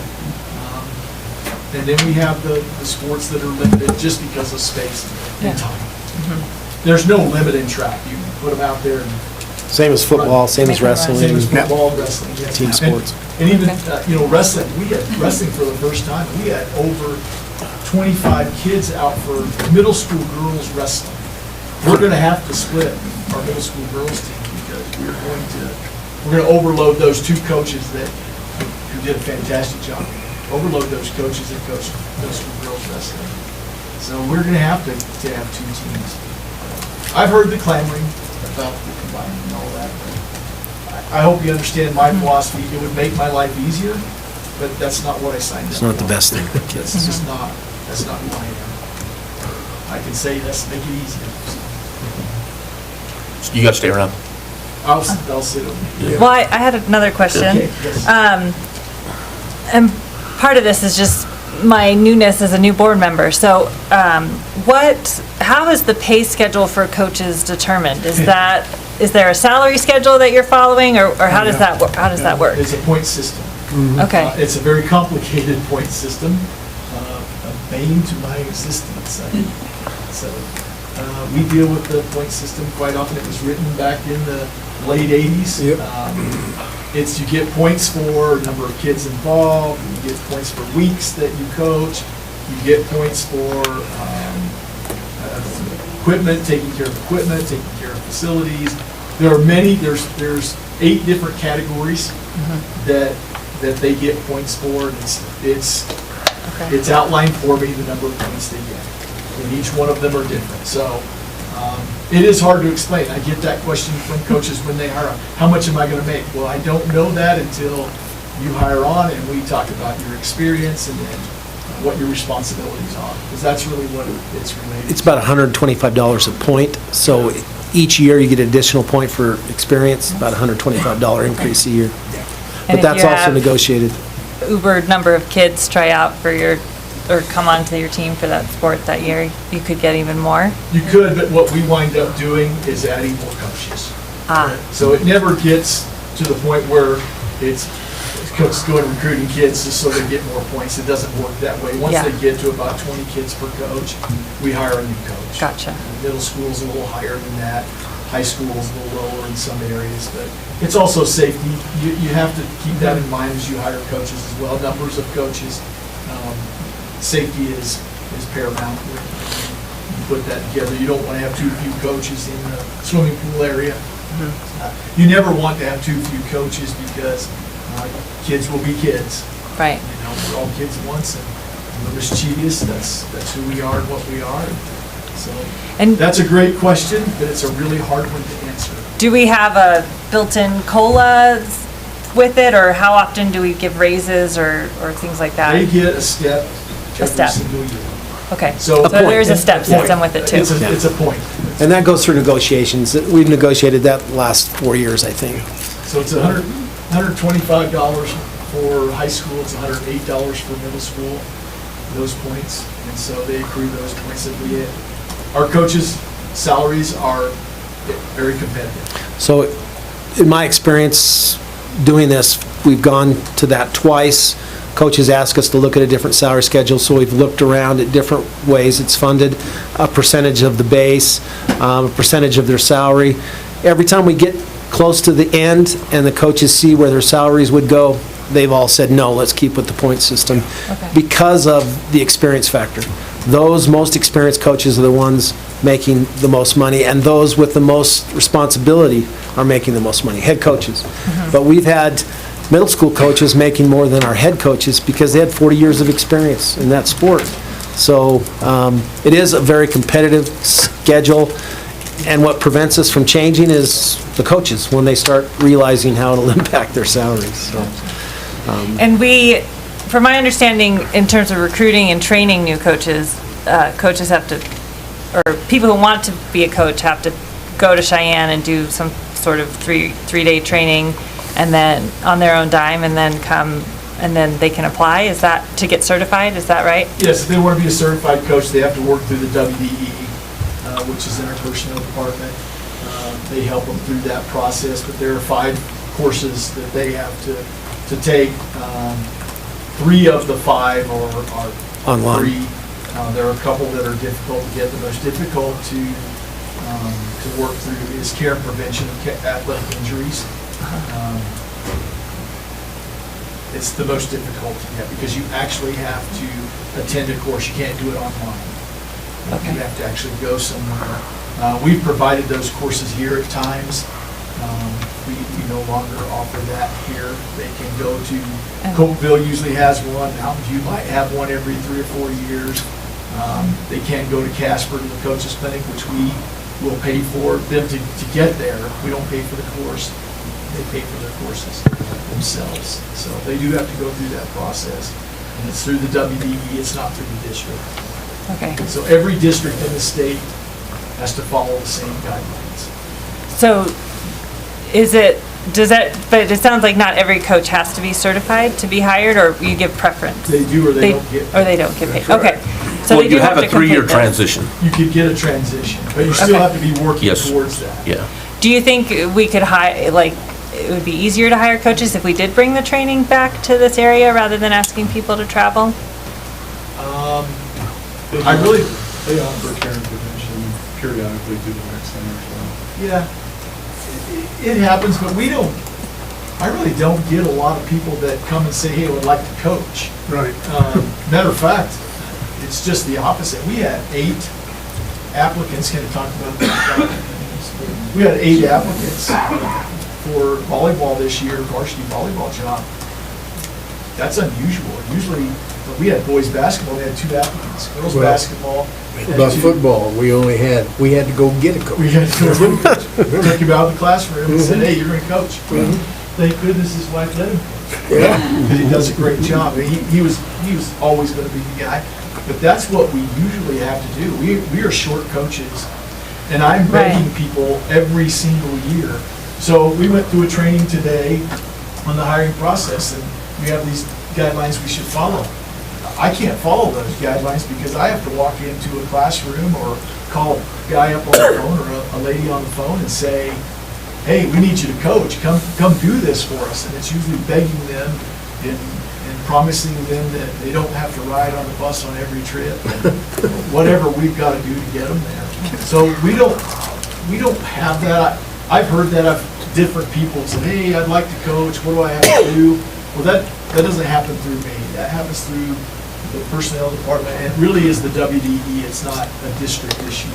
They have to get certified before they can coach for us. They can volunteer, go through a fingerprinting process to volunteer coach, and we do have a few of those on occasion, but the process, it's not as difficult as everybody makes it out to be. One simple phone call to Donna about care and prevention, and she can probably send them in the right direction. Or she'll call me and say, hey, have you heard of any care and prevention classes? I just received an email from Riverton, they're going to host a course in Riverton. Someone's always offering. Somebody's because every district needs it. Right. It's not just Evanston, but every district in the state. And I think that's a great question because every school district in the state's going through the same thing. We have a majority of our coaches that teach in our district and coach. It is difficult when you hire someone outside of your district that is not in education, because we have rules we have to follow. It's not Little League, where they can do whatever they want to do, practice on Sunday if they'd like to do that, have 5-hour practices if they want to do that, or there's so many different things that, as far as guidelines, we have to follow in the school setting. And I think that's what turns some of them off. They want to just do what they did with their Little League kids. Trust me, I can be at a gas station and someone will tell me how crappy a coach is and different, and because he coached them or she coached them in Little League and they won everything, and they don't understand there are restrictions. They actually have to go to school. They have to do well in the classroom, and we do have a code of conduct they have to follow. It's not everybody just gets to come and be a part of it. So it's difficult when you start talking to folks about whether or not they want to coach in those environments. Right. But I'm just thinking like, if there potentially could be people who are interested in coaching, want to participate in the program, but it's hard to travel to get the certifications done. And we could maybe reduce those barriers. At the end of the day, the same requirements to be a teacher, it's the same organization that has the expectations for our coaches. So just like a teacher is responsible for their recertification, they pay for all of those things, the same thing is true. Same for the coach. So It's the same PTSB. So coaches, if you want to coach, and if you want to teach, here's what you have to do to be a teacher. If you want to coach, here's what you have to do. This is the organization you have to go through to find out exactly what you need to do to become. Okay. No, I was just going to say, if they're having difficulty traveling for 3 days to go get certified, then how are they ever going to be a coach traveling across this state? Especially in our state. In our state, right? When Gillette used to be in our conference, and you would travel 8 hours to go play a football game. Yeah. And Chairman Peterson pointed out, they have an exception authorization, so you do have 3 years once you apply to fulfill all those requirements. So you don't have to do it all before you coach. The interesting thing is, our accreditation has been in jeopardy because we've had assistant middle school coaches that didn't finalize their certificate. So it is a big deal. And I know there's been legislation to try to remove that component of accreditation, but no, all of our staff have to be accredited, fully accredited, or able to be accredited, which means they're an exception authorization, so. Okay. And some of those courses, folks need to take. I mean, Yeah. coaching philosophy courses, I think those are invaluable, and I do believe care and prevention. They have to have their first aid card. Yeah, and the first aid Yeah. card. I think those things they need to have. I never believe those things should go away, because as a coach, you're put in emergency situations, or at least you feel like they are emergency situations at times, and it's good that you have some type of training to help you through that process. I mean, there's nothing worse than see a finger that's going the wrong direction. No. You know it's not a medical emergency, but it does freak you out. And so you go through that training, through that process. Chairman Peterson and the members of the board, I appreciate being able to come here. Thank you. Every year. Thank you, And I Bubba. want to make sure that these guys have a chance to come up. Boyd and Donna, Thank thank you, you. Boyd. Thank you. Yeah, Donna, thank you. You were the best thing, well, no, I can't hear this. I was going to say he was the best part of the department, but that's not true. Only partially We're a true. team, Okay. That's it. and that I'm proud of. Yep. That statement right Oh, there. absolutely. All right, we can go now on to our discussion items, Mr. Thomas. Chairman Peterson, members of the board, I'm really going to be quick with the legislative update, but there are a few things that I think we need to point out. First of all, before I forget, I appreciate those of you on the board that have emailed our representatives and our senator and lobbied for a specific position. That may be the best news, is we'll talk about some of the ones that did make it through the legislation, but the best news is those who didn't make it through it. And I think a lot of it was because we did communicated with all of our staff, and some of you did a very nice job communicating to our representatives and senator. So just to start off, I'm going to hit some high points. House Bill 46, which is the Homeschool Freedom Act, kind of interesting. I would say kind of the theme of our legislative session dealt with choice, homeschool, alternative schools, charter schools, at the expense of public schools. So, and that's my opinion. So there was a lot of legislation. This one's an interesting piece of legislation. If you know, homeschool parents are required to sign up with us, their curriculum that they provide every year. It's never made sense to me why they do that, because we don't have any control. It's not really us. If a parent wants to homeschool, they need to do it. Well, 46 does away with that requirement, so no longer will they have to submit their curriculum to us. That's why they call it the Freedom Act, I guess. The only downside is when they submit their curriculum, at least we could track those kids in terms of we knew where they were.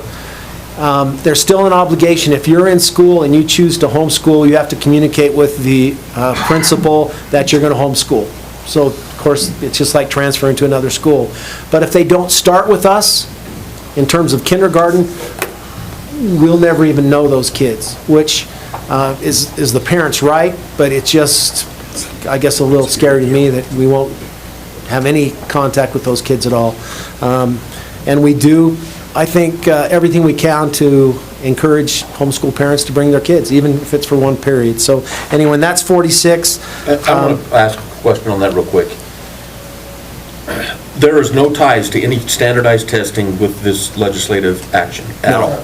No. There was some legislation that approached that, but there's no accountability requirements for homeschool, online school, or charter schools. So, Brian, one of the things that concerns me is every year we send out a letter, we're required by Title I to send out a letter to offer federal program opportunities for our homeschool and private schools. So I'm not sure how we're going to fulfill that, which is a federal requirement, and the state really hasn't given us any direction at this point. In addition to that, special education has to do the same thing to a evaluation or services that they are able to speak that without that lifeline, that documentation. So what do you do with your PTs and your OTs? Do you have to do house visits at that point? If we don't know they're there or who they are. But if you do know if they are, and all of a sudden they pull them out and they take them home, then you still have to provide services. So, but there's a lot that it depends on, but at least it allows us to offer what's required that we offer by statute. in reality, typically a homeschool parent will deny those services. Yeah. That's why they're homeschooled. They don't want those services. So, but we still are required to do it. So it probably made our job a little more difficult, but homeschool parents have a little more freedom. So the next one I want to talk about is House Bill 94. The reason why I want to talk about it is the governor vetoed this. If you're familiar with how the governor vetoes, he actually vetoes it and then he writes a letter about why. And so if it's okay, I would like to read this 2 paragraphs of why he vetoed this one.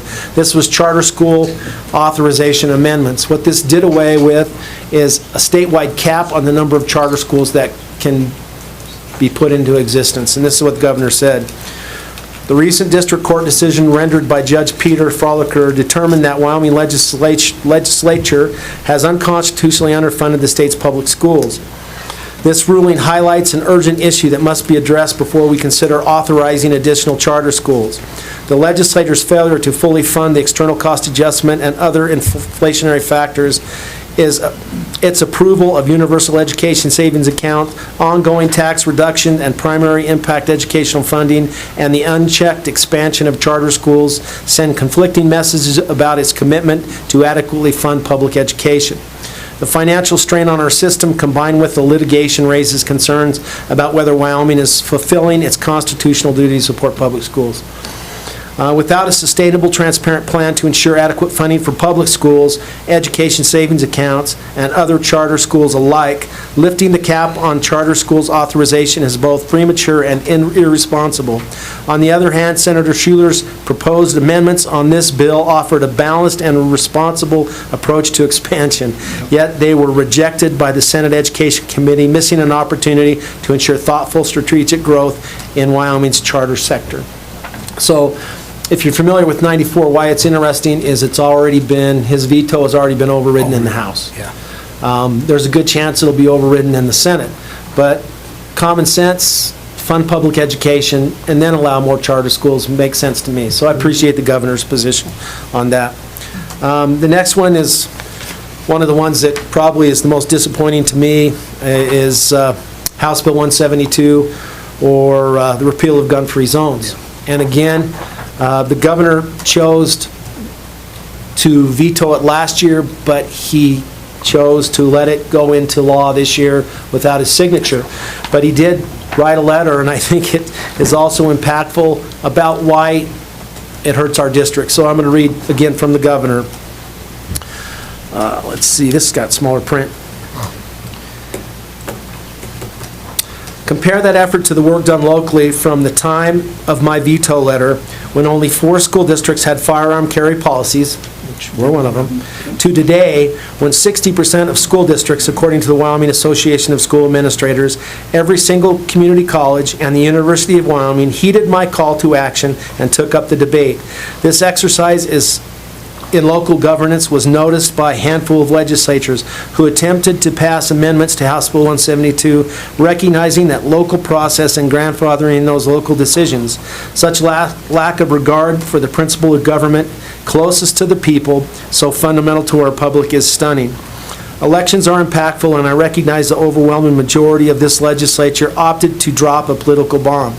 The final outcome of this legislation is not in doubt. It will become law. Ironically, the legislature did not need to look far for how to craft higher quality and better supported policy. As I promised, the State Building Commission, with ample public comment, reviewed proposed rules to allow for the carry of firearms in the Capitol complex.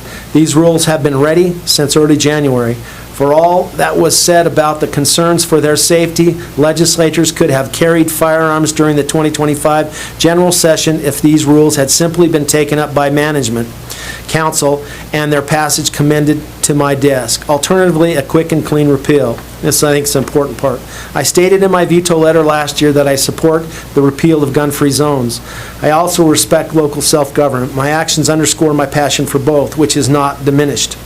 I am left to imagine the legislative session was never about self-defense or a common sense effort to extend carry rights. More to the point, it was always about the legislature grabbing power. I find it interesting that this legislature's vote was not so much about the sanctity of the Second Amendment rights as it was who got to control them.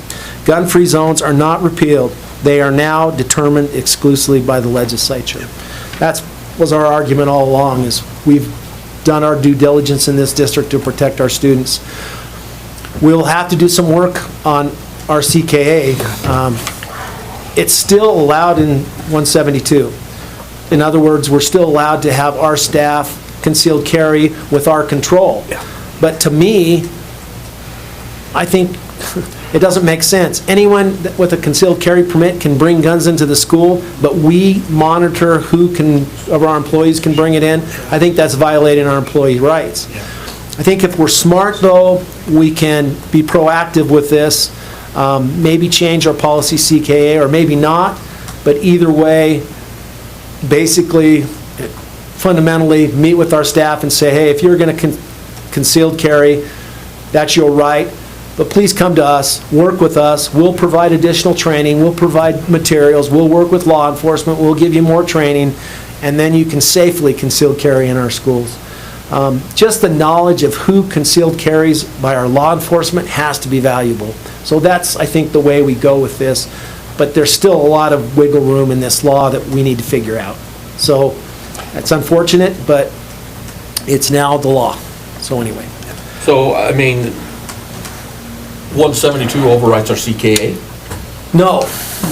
It doesn't. So a teacher can't come in with the concealed carry permit and go into our schools. They don't. I thought with this right here, they don't have to notify us. See, 172 allows districts to identify employees who can conceal carry, so it doesn't override it. Okay. But again, if that's challenged in court, why can employees' rights be limited, but anyone from the public can't? Yeah. It makes no sense. Why would we do that? So I don't know the answer yet. we're still trying to figure out the questions. But I think the best thing is if someone's going to someone that we know is going to carry in our schools, we need to provide them every opportunity to receive quality training. The other thing is there is limitations in this law that are joked about constantly, but are reality. The idea that this is now considered a governmental office, it is not a school. You could constitutionally carry in this facility after July 1. Yeah. The difference between concealed carry and constitutional carry is open carry with no restrictions. No, sure. So I've already heard districts saying, well, we're going to have board meetings in schools because at least they'll be concealed at schools. Interesting dynamics this law has created. And we'll have to work through those. But some challenges, the funny one that I've heard is they're going to have a beer cart on their high school campus because anyone that sells beer, you can't concealed carry in the school. So you're just going, what? What were they thinking? I guess the good news with this is they did not change the age, so 21, you must be 21 to concealed carry. So, and they also added an amendment that no students can conceal carry in schools. So if by chance you had someone older than 21, which I don't think you did, but anyway. So that's 172, a little disappointing. Okay, let's see. House Bill 316 is, I guess, kind of saved us. 316 was added right at the end. This legislature decided not to pass a supplementary budget bill. They just let it die. So that's House Bill 1, Senate File 1, no budget bill. So anything that needed to be funded, like schools, had to be in a supplemental budget somewhere. So this was stuck in 316.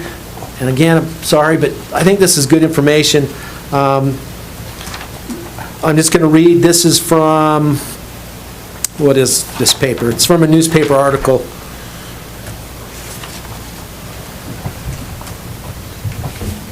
It says local news, K-12 funding, I can't see which school it is, but senators restore full K-12 school funding after court decision. On the heels of the unfavorable district court decision on K-12 public school funding, this week state lawmakers restored the full $66.3 million external cost adjustment on Friday, which is great news. Funding was brought through an amendment introduced by Senator Majority Floor Leader Tara Nethercott to the school recalibration bill after the Wyoming Senate nixed the supplemental budget in an unprecedented move Wednesday night. Nethercott amendments to House Bill 316 to the school finance model recalibration restored the full $6.6 million. Again, great news. And she was influenced by the lawsuit. Another good reason. Senate File 13 was a positive bill, I believe, that deals with reading assessment. It'll allow us to do what we do. Because there were a lot of legislation that would have made us change what we do and how we do it. This will allow us to keep our reading assessments that we have been trained on, and that we use very well. So that's, I think, good legislation. So there was some good things that came out of it. Compelled speech was Senate File 77, and if you're familiar with that one, again, it was just curious to me. The bill prohibits the state and its political subdivisions, which is us, from compelling or requiring an employee to refer to another employee using the employee's preferred pronouns. So, interesting. Senate File 137 is school finance reserves. It doesn't impact us, but it was one of the things I think we supported for our other friends out there in the state. This takes the 15% cap savings reserve account to 30% until 2028. We are below the 15%. We did some things proactively to make sure we were below the 15%. Doesn't impact us. It impacts other school districts. So I think a positive thing is that was done. What I'd like to point out is House Bill 200, Senate File 187, Senate File 178, Senate File 173, Senate File 98. Those all went down. 98 is the school board trustee party affiliation, which made no sense to me. It didn't pass out of committee at the end. Educational bankruptcy account, which would have potentially labeled school district as educational bankrupt if they didn't hit a certain score on a reading assessment, which again is just punitive. Fixing reader failure was one of the ones that would have been so much work. I don't know how we would have done it. Senate File 187, Public Employee Retirement Plan Contributions. They tried to put in an additional increase to Wyoming retirement. 4 years we've done that. We've had 1 year where we haven't. So they, again, didn't make it through legislation. House Bill 200 was the parental rights amendment, which would have been, it would have just locked us up. We couldn't have done anything from assemblies. Curriculum would have had to be in at the beginning of the school year. You couldn't have added anything as a teacher. Just not good legislation. Those things went down. And again, those were ones that I believe several of you communicated to our representatives. So an interesting legislative session. You can get a list of all those that the governor signed, all those that he vetoed, all those he let go into law. We have no idea how it will truly impact us yet, so that's to come. But definitely an interesting year. Credit recalibration starts in April, and John and I will spend as much time there probably as we can to voice our opinions. So anyway, that was the legislative session. Thank you.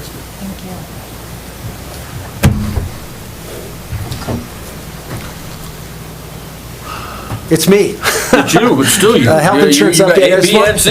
I just wanted to let you... You're just through A. Yeah, I just wanted to let the board know that we did hire a consultant to work with our health insurance committee. The consultant is Morton and Company out of Salt Lake. Originally represented, how we even found out about him is, if you remember, Rob Smith was assistant business manager here for years. Ended up being the CFO in Alpine, the largest school district in Utah. He retired. Got with Morton and Company, insurance companies. Morton will actually assess where we are, where we've been with in-state, out-of-state opportunities for health insurance, make a recommendation to the committee. Committee will make a recommendation to me. I'll make a recommendation to you what we do with insurance. We hope it's timely enough that if the recommendation is to go out to bid, we could do that. They have a lot of work to do. I think our next meeting's the week after spring break, so they have that much time to put all this together. I think it'll be good information. At least a lot of questions that are out there about why we do what we do, I think will be answered and explained, that we have pretty darn good insurance. It's costly, and it's not, we're not the reason why health insurance continues to skyrocket. We are just impacted by it. Just so you know, even though we got a additional ECA, there is $0 for health insurance this year. Actually, we lose roughly $70,000 of health insurance money that we've gotten in the past. So that's one area that we'll definitely pound the pavement in recalibration. Health insurance should be fully funded by the state. Yeah. So anyway, that was one of the things that did not get into the lawsuit that we hope to kind of sneak in there in the future. So that's kind of the update for health insurance. I'll keep you abreast as we go. Okay. C, contracts for certified Chairman Peterson, staff. members of the board, you have a list of the certified teachers that will be approved next month. We do have a couple changes on those lists, but they'll be corrected by April. Again, by law, our certified teachers have to be provided a contract by April 15th. They have till May 15th to, they don't have to sign their contracts if they're continuing. If they're non-continuing, they have to submit that by the 15th of May. So, again, great group of teachers we have. So that's all I had there. Okay. Thank you. We will now move on to public comments. Please state your name and address. Okay. Jared Houghton, 234 Medicine Butte, and Houghton is spelled Houghton. So, I just kind of want to explain why I've been showing up lately, and I actually haven't been showing up to the school board meetings. I've been showing up to city council meetings, and unfortunately, the county commissioners hold their meeting during the day when I got to work, so I don't really get the opportunity to make those ones very often either. But about a year, well, actually a little over a year ago, it wasn't this last December, but December before last, where a friend of mine by the name of Chris Hawkin set up shop down at the courthouse to collect signatures for a property ballot initiative. And instead of questioning and informing the public like elected officials should do. They berated him. They accused him of not wanting to fund firefighters or other essential government, local government services and things of that nature. I'm not gonna lie, that made me a little bit hot. I'll tell you what, nothing made me even hotter than the day that I was accused of not caring about local essential government workers. Won't get too much into that.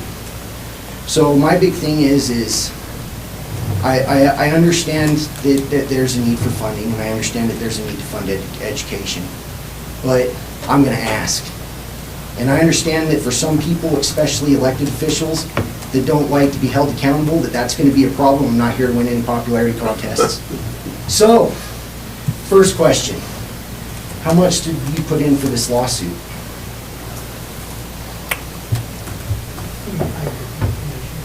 What's up? I can get that information. Yeah. So, second question related to the lawsuit. So now, and this kind of led to the reason why I was accused of not wanting to fund teachers. My understanding is the state, we pay property tax. On my property tax bill, there's a line item that says United County School District number 1.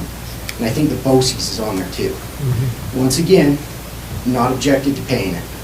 My question is, so from my understanding, is the state collects that property tax and it puts it in a great big old bucket.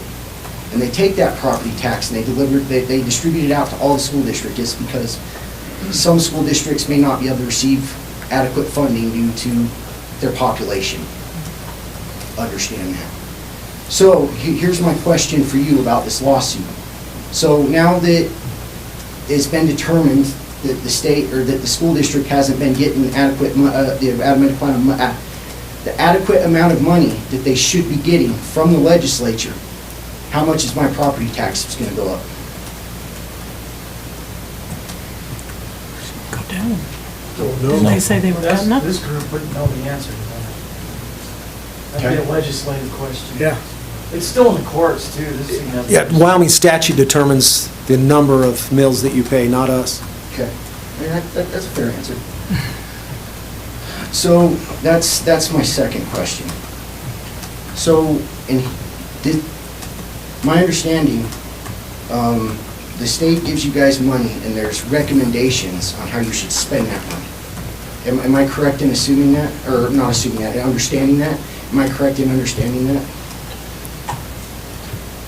It's allocated for certain things, yes. So, It's allocated for certain things, but then there's also block grants or block funding that comes in. There's a model that determines the amount of money we receive, and it's given to us in a block grant. okay. But is there actually law or something that states this is how you have to spend that money? Or once you receive that money, are you allowed to spend that money how you see fit? Yes, the board determines that. So, In terms of guidelines, that's what the model provides. For example, a starting teacher in the model is paid roughly, I think, $39,000, $40,000. We pay $53,000 for a starting teacher's salary in this district. That's the only way we can get a teacher. So we're underfunded by roughly $13,000 right off the bat. But that's the guideline. Our board, administration, choose to pay more so we can get quality teachers in our community. We also fund benefits out of that. We also fund our facilities. Roughly 85% of our budget goes to employees' salaries and benefits. 15% are operational costs. And I would love to sit down with you and show you what Mr. Williams and I presented to the legislature that showed why we're underfunded. Very clear cut. Wyoming, education in Wyoming constitutionally is a right. And by law, they are supposed to fund it cost-based. We proved that it's not cost-based. They weren't funding us appropriately. That's what the lawsuit showed. And I can show you document after document. I've been doing this for 35 years. You also need to understand all of us are property tax payers. We're pitching into the education of our kids. You also need to understand funding. Your property taxes, my property taxes, will not fund the education of one student for 1 month. We couldn't do it. without the state in our community. One student for 1 month is what your property taxes pay. That's the reality. So, a fundamental right in the United States is we provide a quality education, and it has to be funded through the tax base.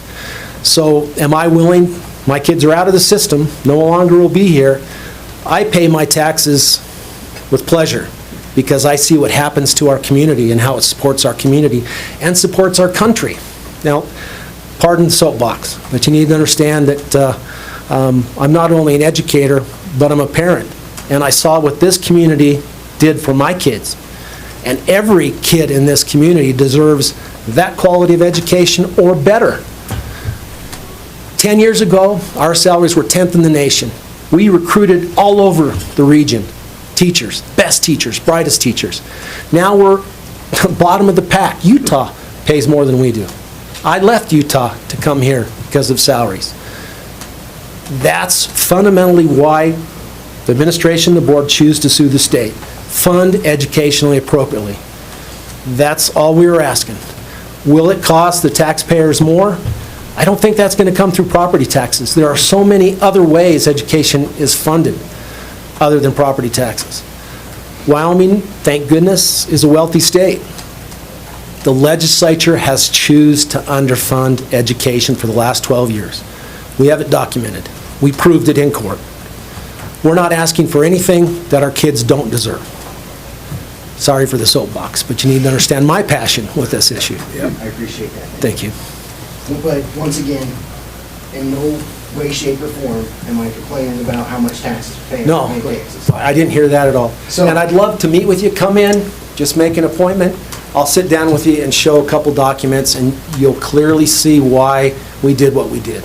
I can tell you that the money we'll receive this year from the increase, ECA, will pay for the amount of money we put into the lawsuit, plus we already will receive back on that investment.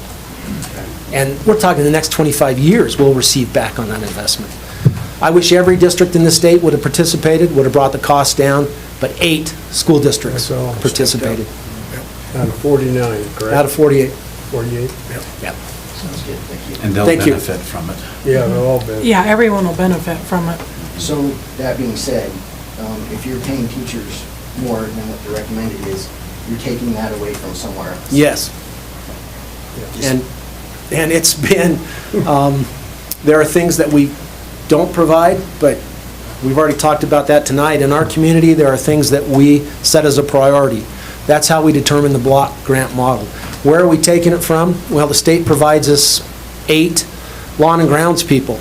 We don't have 8 lawn and grounds people, so we can take those funds and pay our teachers a little more. Just one example, maybe a bad example, but that's one I know of. We fund nurses. We fund counselors at our elementary school. Not in the model at all. You saw that in the lawsuit, too. SROs, we fund that, not in the model. Our health insurance, as we just talked about, not funded. Food for kids is not funded by our state. So it just keeps going in terms of constitutional, what the Constitution says, and what the state should have been providing. Yeah, shot clocks aren't. Yeah, shot clocks are not. Funded either. So going back to the food for kids though. Yeah. So is that money that you're taking that would have been recommended for something else for food or? Yeah, we supplement our food service department to about $450,000 a year. That is general fund money we have to take off the top to pay our workers, basically, and for food. So we're underfunded by, we can easily show that for 12 years, by up to $500,000 a year. But when COVID was here, back to COVID, school lunches were fully funded by the federal government. Those are the only years we didn't have to supplement our food service program. Thank you, I appreciate that. You bet. So I was actually going to ask about the domes, but I'll leave that for another time. Come and talk to me about them. I'd love to talk to you about I'm definitely going to reach out, I promise. Great. My only other question is, and Mr. Thomas, I fully respect your point of view and your opinion on the gun-free zone, I really do. Unfortunately, I definitely disagree with you, and I'll openly admit I don't have any children going to school here. So, so saying that, I do understand why people would be uncomfortable with that. So here's my next question. What problem does gun-free zones solve?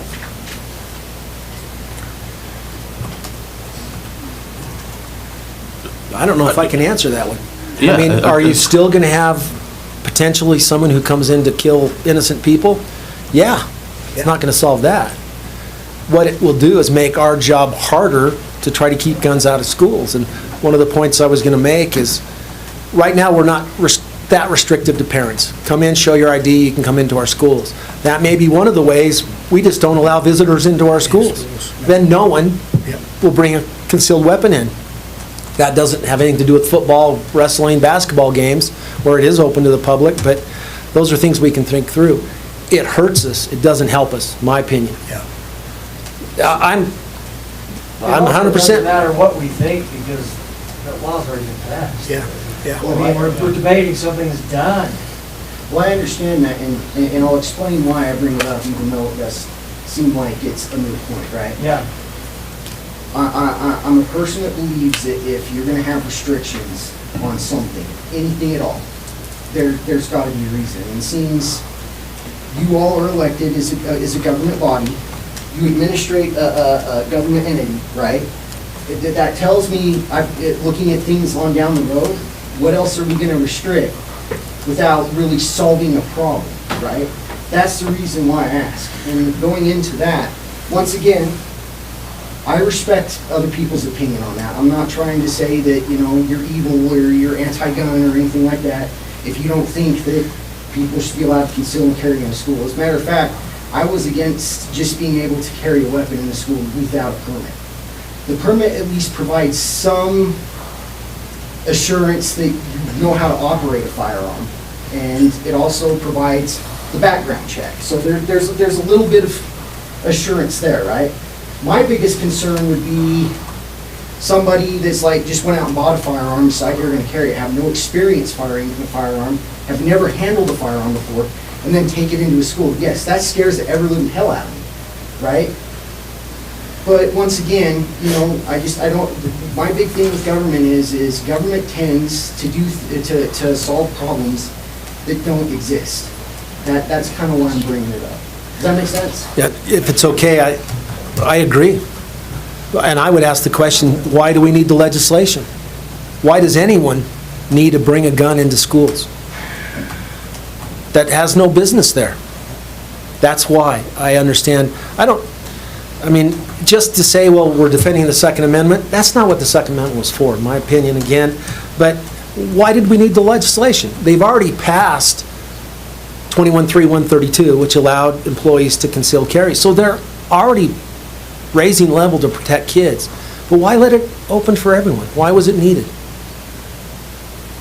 No, I default back to my previous argument. Once again, I definitely understand the point, respect it.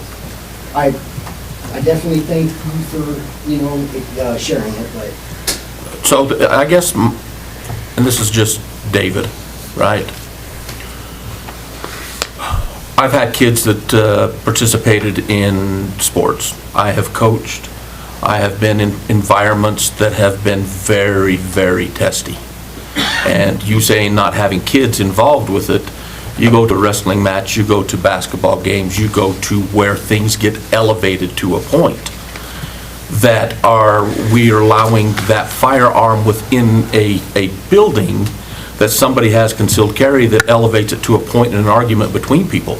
We had just the other day a confrontation in the aisle of our bleachers. So the idea of not knowing who is carrying a gun, and I go back to your argument, right? Background check, and they have the ability to concealed carry, and they're fingerprinted, and they go through the training, and they're certified to carry it. All sorts of people get driver's licenses too.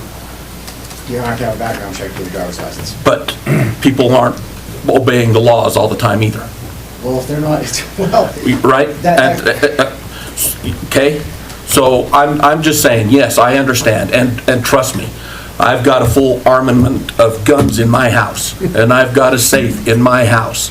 But I, for me, do not want to will not think that it's a good thing to put a gun into a situation with 1,500 people sitting in a gymnasium where you are heated and things get elevated anyway. Or you have somebody that comes into a school that's mad at a teacher that we have all the time. That could happen with gun free zones too. I know, but the fact of the matter, at least we have some control over it now. We did. It's over now, right? We have no control over it now. What control over did you have before?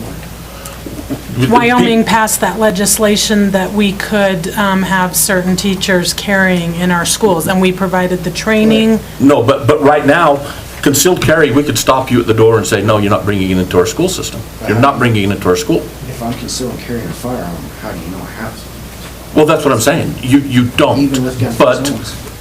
Well, I know. that's true. That is true, but it goes back to who's going to obey, not obey laws.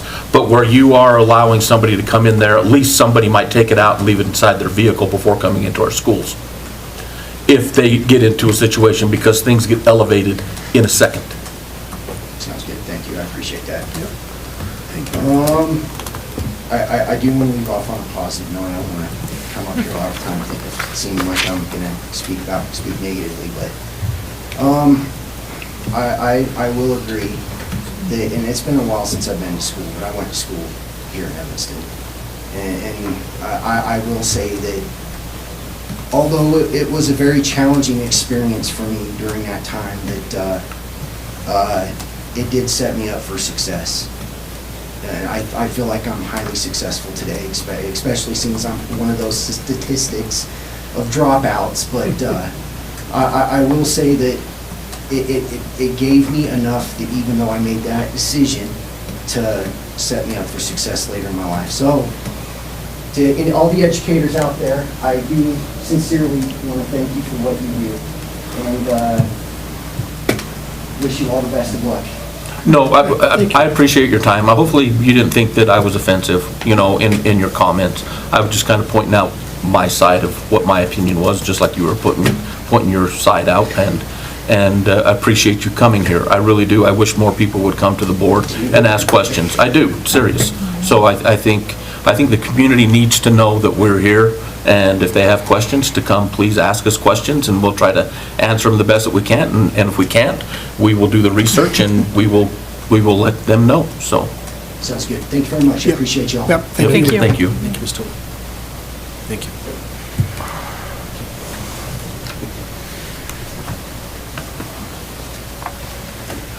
Okay, we can move on to our action items. No more public to be heard? Just kidding. No more public. Serious? It's a sea of blue before me. Chairman Peterson, members of the board, I actually have 5 actions for personnel. I think we need to separate them. It would make sense, I think, in the long run, unless you want to approve them all at the same time. No. But I think it's better to separate them. Number 1 is I recommend to approve the following resignations of those that were listed. Yeah, so I was going to go down through that, then approve the contracts, and then approve. Yeah. So I'm not going to lump them all underneath A. Okay, so let's just do that I'll go one. A1, A2, A3. Okay. Okay? So, underneath the action items, underneath personnel, bullet A is I need a motion to approve the resignations and leave of absence as identified on the documents that were provided to us. So moved. I have a motion. Second. I have a second. Any discussion? None? All in favor say aye. Aye. Aye. Any opposed? Ayes have it, motion carries. We will go on to action item A2, contracts. I need a motion to approve the contracts that were presented to us. So moved. I have a motion. Do I have a second? I'll second. I have a second. Any discussion? All in favor say aye. Aye. Any opposed? Ayes have it, motion carries. We'll move on to action item A3, and this is the lifetime of service stipend. I need a motion to approve for those individuals that we reviewed in the executive session of the lifetime of service stipends. Mr. Chairman, I'll make that motion. Second. Oh, yeah, I'll second her. She wants it. Okay. So I have a motion, I have a second. You got the second? Jenny? Okay. Thank you. Any discussions? None? All in favor, say aye. Aye. Any opposed? Ayes have it, motion carries. We are now moving on to action item number B. Any comments from Chairman Thomas, Superintendent Thomas? So we do still have to approve the administrative contracts. That's 5 on the list that I have. That was consent, yeah, That was on the consent? on the consent, yeah. Oh, thank you. Yeah. Okay. I'm glad I'm not the only one that messes up. I missed the consent item. Chairman Peterson, members of the board, we recommend that you approve at second reading EFR 1, which mill change policy regulation, mill charge policy regulation, and EFCA, health and wellness policy. Director Stewart is here. If you have questions, you can shoot away, but we've whittled away to these policies for years and years. These are policy changes recommended in our audit from WD. So, any questions for her? No? We're gonna let her off the hook. Yeah. Wow. So I need a motion to approve action item B, the second reading of approval of EFR 1, mill charge policy regulations, the EFCA health and wellness policy. Mr. Chairman, I'll make that motion. I have a motion. Second that motion, Mr. Chairman. I have a second. Any discussion? None? All in favor, say aye. Aye. Any opposed? Ayes have it, motion carries. We are moving on to action item C, special leave donation. Mr. Chairman, members of the board, if there are any questions, we do this occasionally. We have a school that has suggested and requested that special donation of leave be made. This was made by certified staff only. This can be approved by the board, a special donation. If it's not used, these hours will return back to the individuals who donated them. Okay, thank you. Okay, I need a motion to approve the special leave donation for the Clark Elementary. Mr. Chairman, I move that we approve the special leave donation by Clark Elementary. Second? I have a motion, I have a second. Any discussion? All in favor say aye. Aye. Any opposed? Ayes have it, motion carries. We're going on to action item number D. Members of the board recommend that you approve the discipline of students as identified in executive session. Okay, I need a motion to approve the disciplinary actions of the students that were identified in the executive session. So moved. I have a motion. I'll second that. I have a second. Any discussion? None? All in favor say aye. Aye. Any opposed? Ayes have it, motion carries. That concludes our action items. We will now move on to our board roundtable, and I will give the floor to Mr. Wheeler for this discussion. Oh, okay. I received an email from Mr. Farmer at the Wyoming School Board Associations about an issue with, that's come before the Wyoming School Board Association, or the Wyoming Activities Association about NIL. And I talked with a gentleman today that talked about this, and it kind of came to fruition about a year ago when a parent wanted to put their child on the billboard and be able to collect revenue from the advertising, and wanted to know if they would sanction that. And Mr. O'Neill, I don't know if you were there when that happened, or... I've been part of the discussion, yeah, and so, you know... So, I'm going to interrupt you. Yeah. Come up before us, Mr. O'Neill. Front and center, because this is going to be a hot topic, I imagine, in the not-so-near future. So, everybody out there, are you guys all aware of the NIL? Anybody got any questions of NIL? If you do, then What does raise it your hand. stand for? What does it stand for? So, Why don't we say No. it for the video people? Yeah. The acronym. yes. What does it stand Oh, for? Name, image, and likeness. likeness. NIL. That's weird. Yeah, so, yes. Yeah, so, in the brief discussions, I think that it was something that needed to be addressed, and the, kind of the flavor of it is that they didn't want to have someone with a uniform that said Red Devils on it, or some mascot, or anything that depicted the school. But it's something that's out there, and there are 18 states out of 50 that have some sort of plan for this, so. You know, Mr. Wheeler, of those 18, are they all in favor of allowing a Yes. student athlete to do that? So Yep. the other ones aren't in favor, I guess. Yeah. Or have not Okay, pursued proceeded it. to adopt anything, yeah. And in the email that I got, we have two bordering states that are part of that 18, one is Idaho and one is Colorado. So I got a question for you, maybe you can answer this. Because of the NIL situation and recruiting situations, our students are only allowed to have so much money or contributions from colleges or from individuals trying to recruit them to go to different universities. So how is this NIL going to affect the recruitment of our kids? And are they going to allow different universities, colleges to pay for name and image and likeness to a kid to try to recruit him, and our high school kids are making more money than our teachers? Every single kid that is being recruited in this country today is getting something. Yep. And that's law. It's not states allowing it, it's not school districts allowing it, it is law. Things have changed.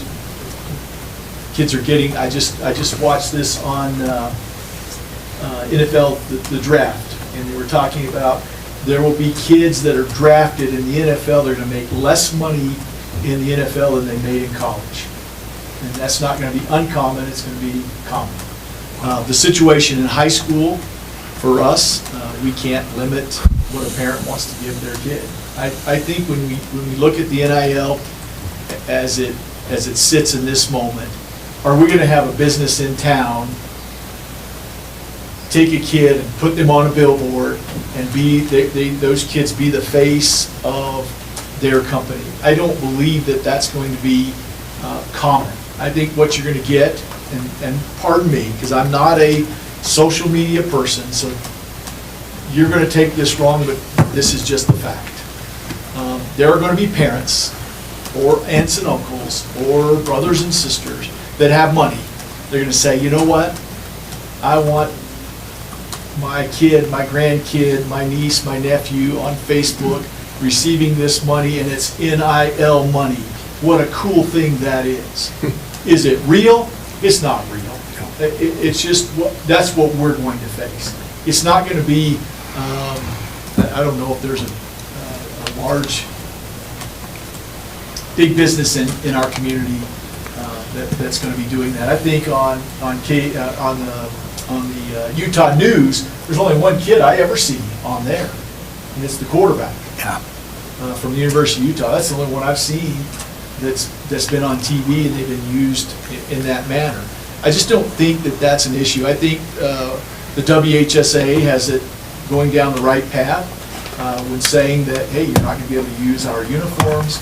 And they say it's the state of Wyoming's uniform, it's the WHSA uniform, because we are together on this. It's Red Devil, Evanston Red Devil uniforms are not only Union County School District #1, but they also are the state's uniforms and the WHSAA's uniform. So what they're saying is you're not going to use the Evanston Red Devil name in any form or fashion in an NIL way. They're not going to wind up putting a kid on a billboard or on TV, them wearing their basketball uniform saying that, hey, I'm representing this particular company and I'm getting X amount of dollars or whatever to do so. That's not an issue. I don't believe we're facing a real issue. our biggest issue is going to be a parent or a family member or a friend giving NIL money so it looks really cool on Facebook, on social media. I think that's what we're going to face. Director O'Neill, it's already brought up about recruiting. Does this allow a high school kid to be recruited with funds to a university? Yes, every kid is. I think. There's no pretty much every restrictions on... kid's getting money. I think the entire Right now? University of Utah football team got a New truck, pickup. you know. So yes, they're going to get money if they're getting recruited, and it'll be the blue chippers. It'll be the top-end kids. Coach Fack will probably be as good as anybody because he was a college recruit. Those top-end recruits are going to get money. There'll be minimum amounts, and there are going to be maximum amounts. You know, you got the quarterback from the University of Texas that was getting, they said, $8 million a year to play quarterback at the University of Texas. Backup. He was a backup quarterback. So this is my question to you, and maybe you can take it back to the WHSAA. My concern is, and I don't know how you address this, and maybe they're just going to put it back on the local school districts, is you have a very well-to-do business. My daughter is playing on volleyball or basketball or whatever, on the soccer team. I want to send that soccer team to Hawaii. Name, image, likeness. They fund the entire trip for them girls to go to Hawaii, or they go to Florida, they go to California, which absolutely affects every other program that we have within this school system. Because they know if they hang out with this individual and on this program, we get to do all this fun stuff and go on these trips as a team. The permission always lies with the board. First off, the board controls the employee. Yes. Who is the coach. And also the board controls whether they can go on the trip, regardless of what is promised. Yeah. Name, image, and likeness. To me, it's so complex right now because you're paying a football player $8 million a year, but you cannot afford to pay a volleyball player $8 million a year. So how does that affect Title IX? And those are the questions that are difficult for NIL to answer. I think it will eventually end the NIL as we know it. It'll probably be a standard amount that every kid's getting. But right now, it's the Wild West. It is the Wild West. And those are there's no one going to be able to answer those questions. It's going to shake out in the courts. Total mess. Eventually, they're going to come to their senses and understand that these universities and eventually high schools, because this is not an issue in Wyoming. You might have it in Cheyenne, you might have it in Casper, Cody, Jackson, some of those more wealthy communities. You're probably not going to have that problem in Mountain View or Evanston or Farson. You're probably not going to be dealing with that kind of stuff. I think the WHSA is on the right track. They're just saying, hey, you're just not going to use any of our equipment. You're not going to use any of our cloth. On your own. Name and likeness, that's it. So, yeah, it's a complicated issue. It's more of a question for our attorneys, and I'm not trying to put pressure on you, but attorneys nationwide, because they have Title IX they have to think about. You can't pay a male athlete or a group of male athletes more than you're paying female. It is Title IX. It is a Title IX violation. That's where the lawsuit is going to come to derail. Yeah, it is. Yep. And so, I think you're going to hear more of this down the road, but I do believe the policy that the WHSA is trying to pass is very good. I actually made a comment, this started 2 years ago. I made the comment, what dad would want, and I'm sorry, I won't use the word that I used because it's not supposed to be clear, but what dad would want to put their daughter out there and sell her on the open market, because that's what a dad will do. They will do it, anything for money, or anything for fame. And it's scary to me that we're going to have parents do that. I think it's a shame. We're going to have it, and those school districts are going to have to deal with it. We're going to have to deal with it eventually down the road, but it's not going to be the name and likeness the NIL stuff that we see on the college ranks. It's going to be more of, we want it to be out there and everybody to know that my kid got NIL money, even though it's from Uncle Bob. It's still NIL money. Yeah. And it gets to go on Facebook. Chairman Peterson, what I recommend is let's put this on agenda either next month or the month after that. Give us some time to kind of see where this is. I mean, I read the policy for the first time today, and I first thought Wyoming High School was saying no to it, and then there were a lot of restrictions, so I'm thinking, no, they didn't say no. So it'll give us time to look where this is in the process and what we can do in terms of, if you want to do something in terms of support or opposition, but let us put it on the agenda so the community can get involved if they want to. So my concern, I guess, with a little bit of this is we are dealing with kids that are under 18 years old. And at what level, what are we taking things to? You know, collegiately, they're over 18, it's one thing, but then we start messing with kids that are still classified as minors. And to what extent are things going to go with that? That'd be their parents. The parents will parents have to do it. I know, but the parents are still, I know. So, What Mr. Thomas said, the WHSA can't say no. Yeah. You just can't say no. The NIL thing, it's gone through courts. It's legal to do. The WHSA, our school board can't say no. None of us can say no. We can say no to using our equipment. We can say no to using our NIL, name, image, and likeness, Evanston High School Red Devils. We can say no to that, but you're not going to be telling kids or parents that they can't put their kid on a billboard. And Uncle Bob will pay for it. And it'll be really cool for everybody to see. And again, to me, it's a shame. I'm old school, but that's just how I feel about it. I think the WHSA is going down the right path. The best they can do with the situation. the battles over social media, like you said, is going to be Yep. just very interesting. Yep. My kid got $1,000, well, my kid got $1,200, well, my kid got $1,500, Well, my can kid you got... imagine, Mr. Peterson, what that's going to do in teams? Oh, yeah. You know, I know, F yeah. Superstar is going to get all of this recognition, and this poor kid down here that has no support in the community, it's going to tear these groups apart. That's what I'm afraid of. There's not a dadgum thing you can do about it. Yep. It's already happened Yeah. on the college level. It's already happened where That- there's have and have-nots and it didn't That work. poor lineman that does the blocking for that running back or quarterback gets nothing. Very little. Very little. Compared to the quarterback. Yep. You know what I'm saying? You're true. You're exactly right. And that does tear teams apart. So. No, I don't know what you were talking about, because I was the running back. I was the lineman. I know. Okay, all right. Thank you. Thank you. Thank you. All right, we'll put that on an agenda in the near future, and maybe we can do a I'll little look more into it, see research on kind of that. where and we're see. at, if it needs to be immediate, or if we just informational. And I'll get with Mr. Farmer. Okay. And if we have to investigate other states, Okay. what's happening, we will. Okay, all right, sounds good.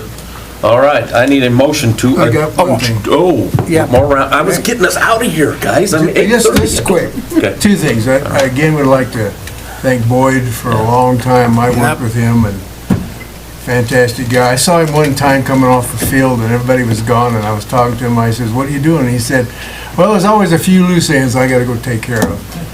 So he's a great guy. The other thing is, maybe you don't know, or maybe you do know, or you don't remember, but Don Donnell. Yep. I don't know how many of you knew who he was. He passed away the end of February, and I believe he coached us for 4 years. Took us to a state championship game, and I think it was 07 or 08. Anyway, Parkinson's got him, and he was down in southern Utah, his funeral. I just thought, he was 70 years old, and he was just a fantastic guy. I just wanted to say something about it. And I was in Mountain View. I'm the one that hired him at that first position. I was an AD over there. So I just wanted to say that much. That's Great great. guy. He Yeah, was thank you. married to Jerry Parker's daughter. Yeah. Yeah. She was from here. Son-in-law, Yep. Yeah, she was from Evanston. Yep. Trish is her name. Dave, I have one Nordic more skiing. time. Okay. I just wanted to announce that we've established our Hall of Fame class for 2025, and it's the 1997 golf team that was the state champion.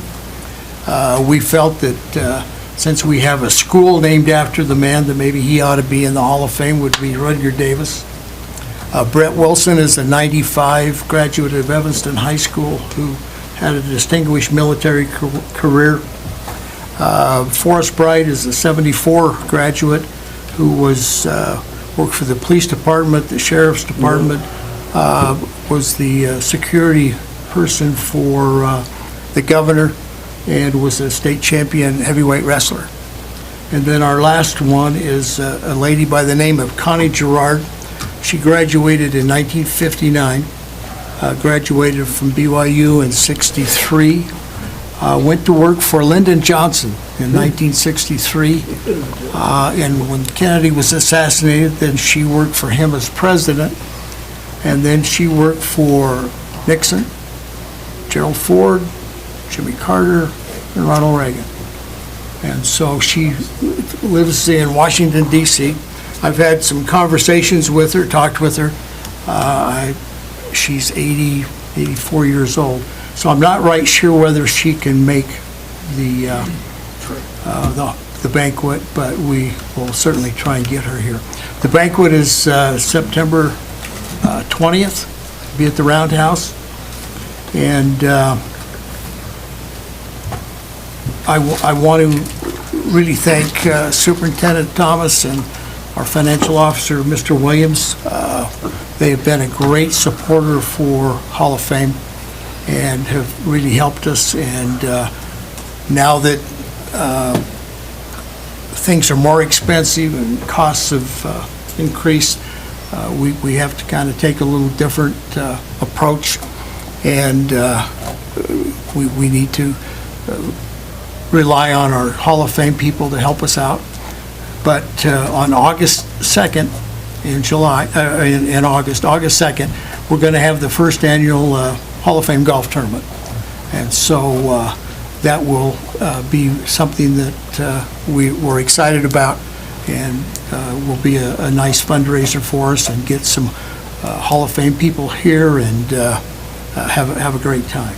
But I really want to thank those two gentlemen for helping us, and we just need to stand on our own, and I appreciate it. Thank you very much. Well, and we need to thank you, Dan. You put a lot of work into that. Well, it's pretty fun, you know, it really Very is, much and appreciated. it's been a fun thing, and we've got great people that are on our board, and Donna is a real backbone of it. She does a lot of work for us, and I feel guilty sometimes because she's getting paid and we don't pay her. So, but that it's been great, and I appreciate that. So, yeah. I'm done. I'll Already make a done? motion to adjourn. Well, you gave me too much time to think, because I got like 10 things. Oh, okay. I jotted down. First and foremost, thank you, administration, for following through on the lawsuit. I know that we told you to do that, but gigantic, not just for the school district, but people have to understand for this community. And for the state of Wyoming, for the education throughout the state of Wyoming. Yeah, thank you. I don't think people realize how much time, effort, and energy that you put into it, so thank you a lot. So, the next thing, as we were talking about Hall of Fame, Hugh Loam, who is from Evanston, Wyoming, is being inducted into the 2025 University of Wyoming Hall of Fame as a wrestler. And we beat them to it because he was inducted Yeah, he was in in Evanston before. 2018 or 19. Yeah, so congratulations to Hugh. He was like a 6-foot wrestler. That was unheard of at the time. They wanted him on the basketball court, and he went to the wrestling room. Yep. And then the last thing we need to talk about is the $23,000 that was given to us as the school board to do the administration on what we were supposed to do with that donation through the will. Marion? And Marion Dunning? yeah, Marion Dunning. Yeah. So we've just sat on that for a long time, and here we are at the end of another school year, and where we were talking about maybe using it for scholarships or something. We need to, as a board, really discuss of what we need to do with that money. Okay. And I think we've just pushed it down the road too often. What was it, a year and a half ago? It was over a year, I think, that we've got it. Yeah. So. Good point. Huh? Sitting in. No, I know it's sitting in account, right? And so that's, but I just know that that's what his intention of that money was for, right? And I think we just need to put it back into our kids, so. So if you got some any ideas or whatever, that maybe we can get some presentations to the board on about how we want to do that. And maybe Scott Culver. He wasn't paying attention, so I'm calling you out. Thank you. So anyway, if you guys can get together about that and then just visit and just come to the board and present what we think we need to do, or what you think we should do with it, so. Okay. And we'll take a look at your recommendations. With that being said, I again got the last word. So I need to have a motion to adjourn. I wasn't gonna have the last word. The meeting. I have a motion. I move that we adjourn. Well, she already did. I second the motion. Then I have a second. Any discussions? All in favor say aye. Aye. Aye. Any opposed? Ayes have it, motion carries, we are adjourned. Yeah. And good night. That'll be a better idea. I'm sure someone's talking about it. But if you have 18, so we have, if we have